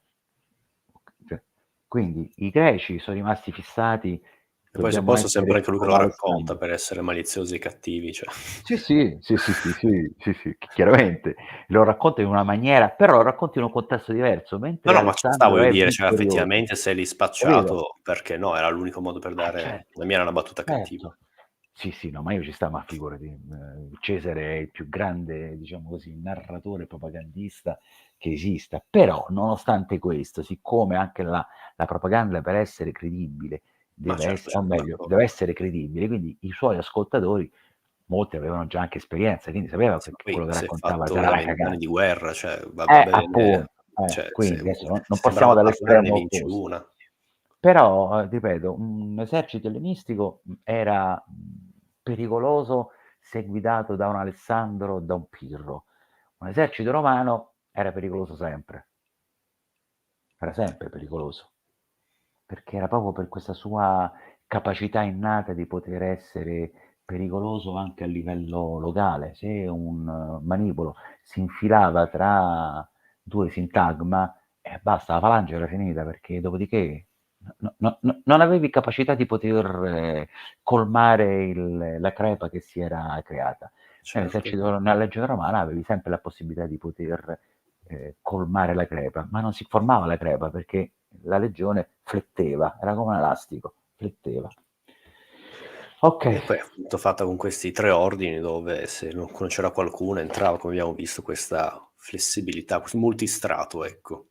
sì, sì, esatto, era come le corazze multistrato che ci sono adesso dei mezzi corazzati, Mh. quindi Dai, io ti ringrazio, è stata veramente una bellissima live, molto interessante. E poi, come di fare la prossima okay. su, come dire, la fine della Repubblica, la prima parte dell'impero, l'altimpero, dove vediamo effettivamente come si evolve effettivamente questa legione, il mito della Sì. grande legione. Poi vedremo successivamente in una live successiva ancora, il tardo antico, che lì proprio è un altro mondo, ecco. Lì è proprio un altro mondo. Entriamo, secondo me, poi lo vedremo, nell'era moderna, per tante, elementi ed aspetti. Però l'era moderna sempre nella tradizione dell'esercito romano, cioè le radici quelle sono. Certo. Diciamo così, nasceranno altri frutti, però insomma, da quel momento in poi fino praticamente a Napoleone non abbiamo un esercito equivalente, almeno in Europa.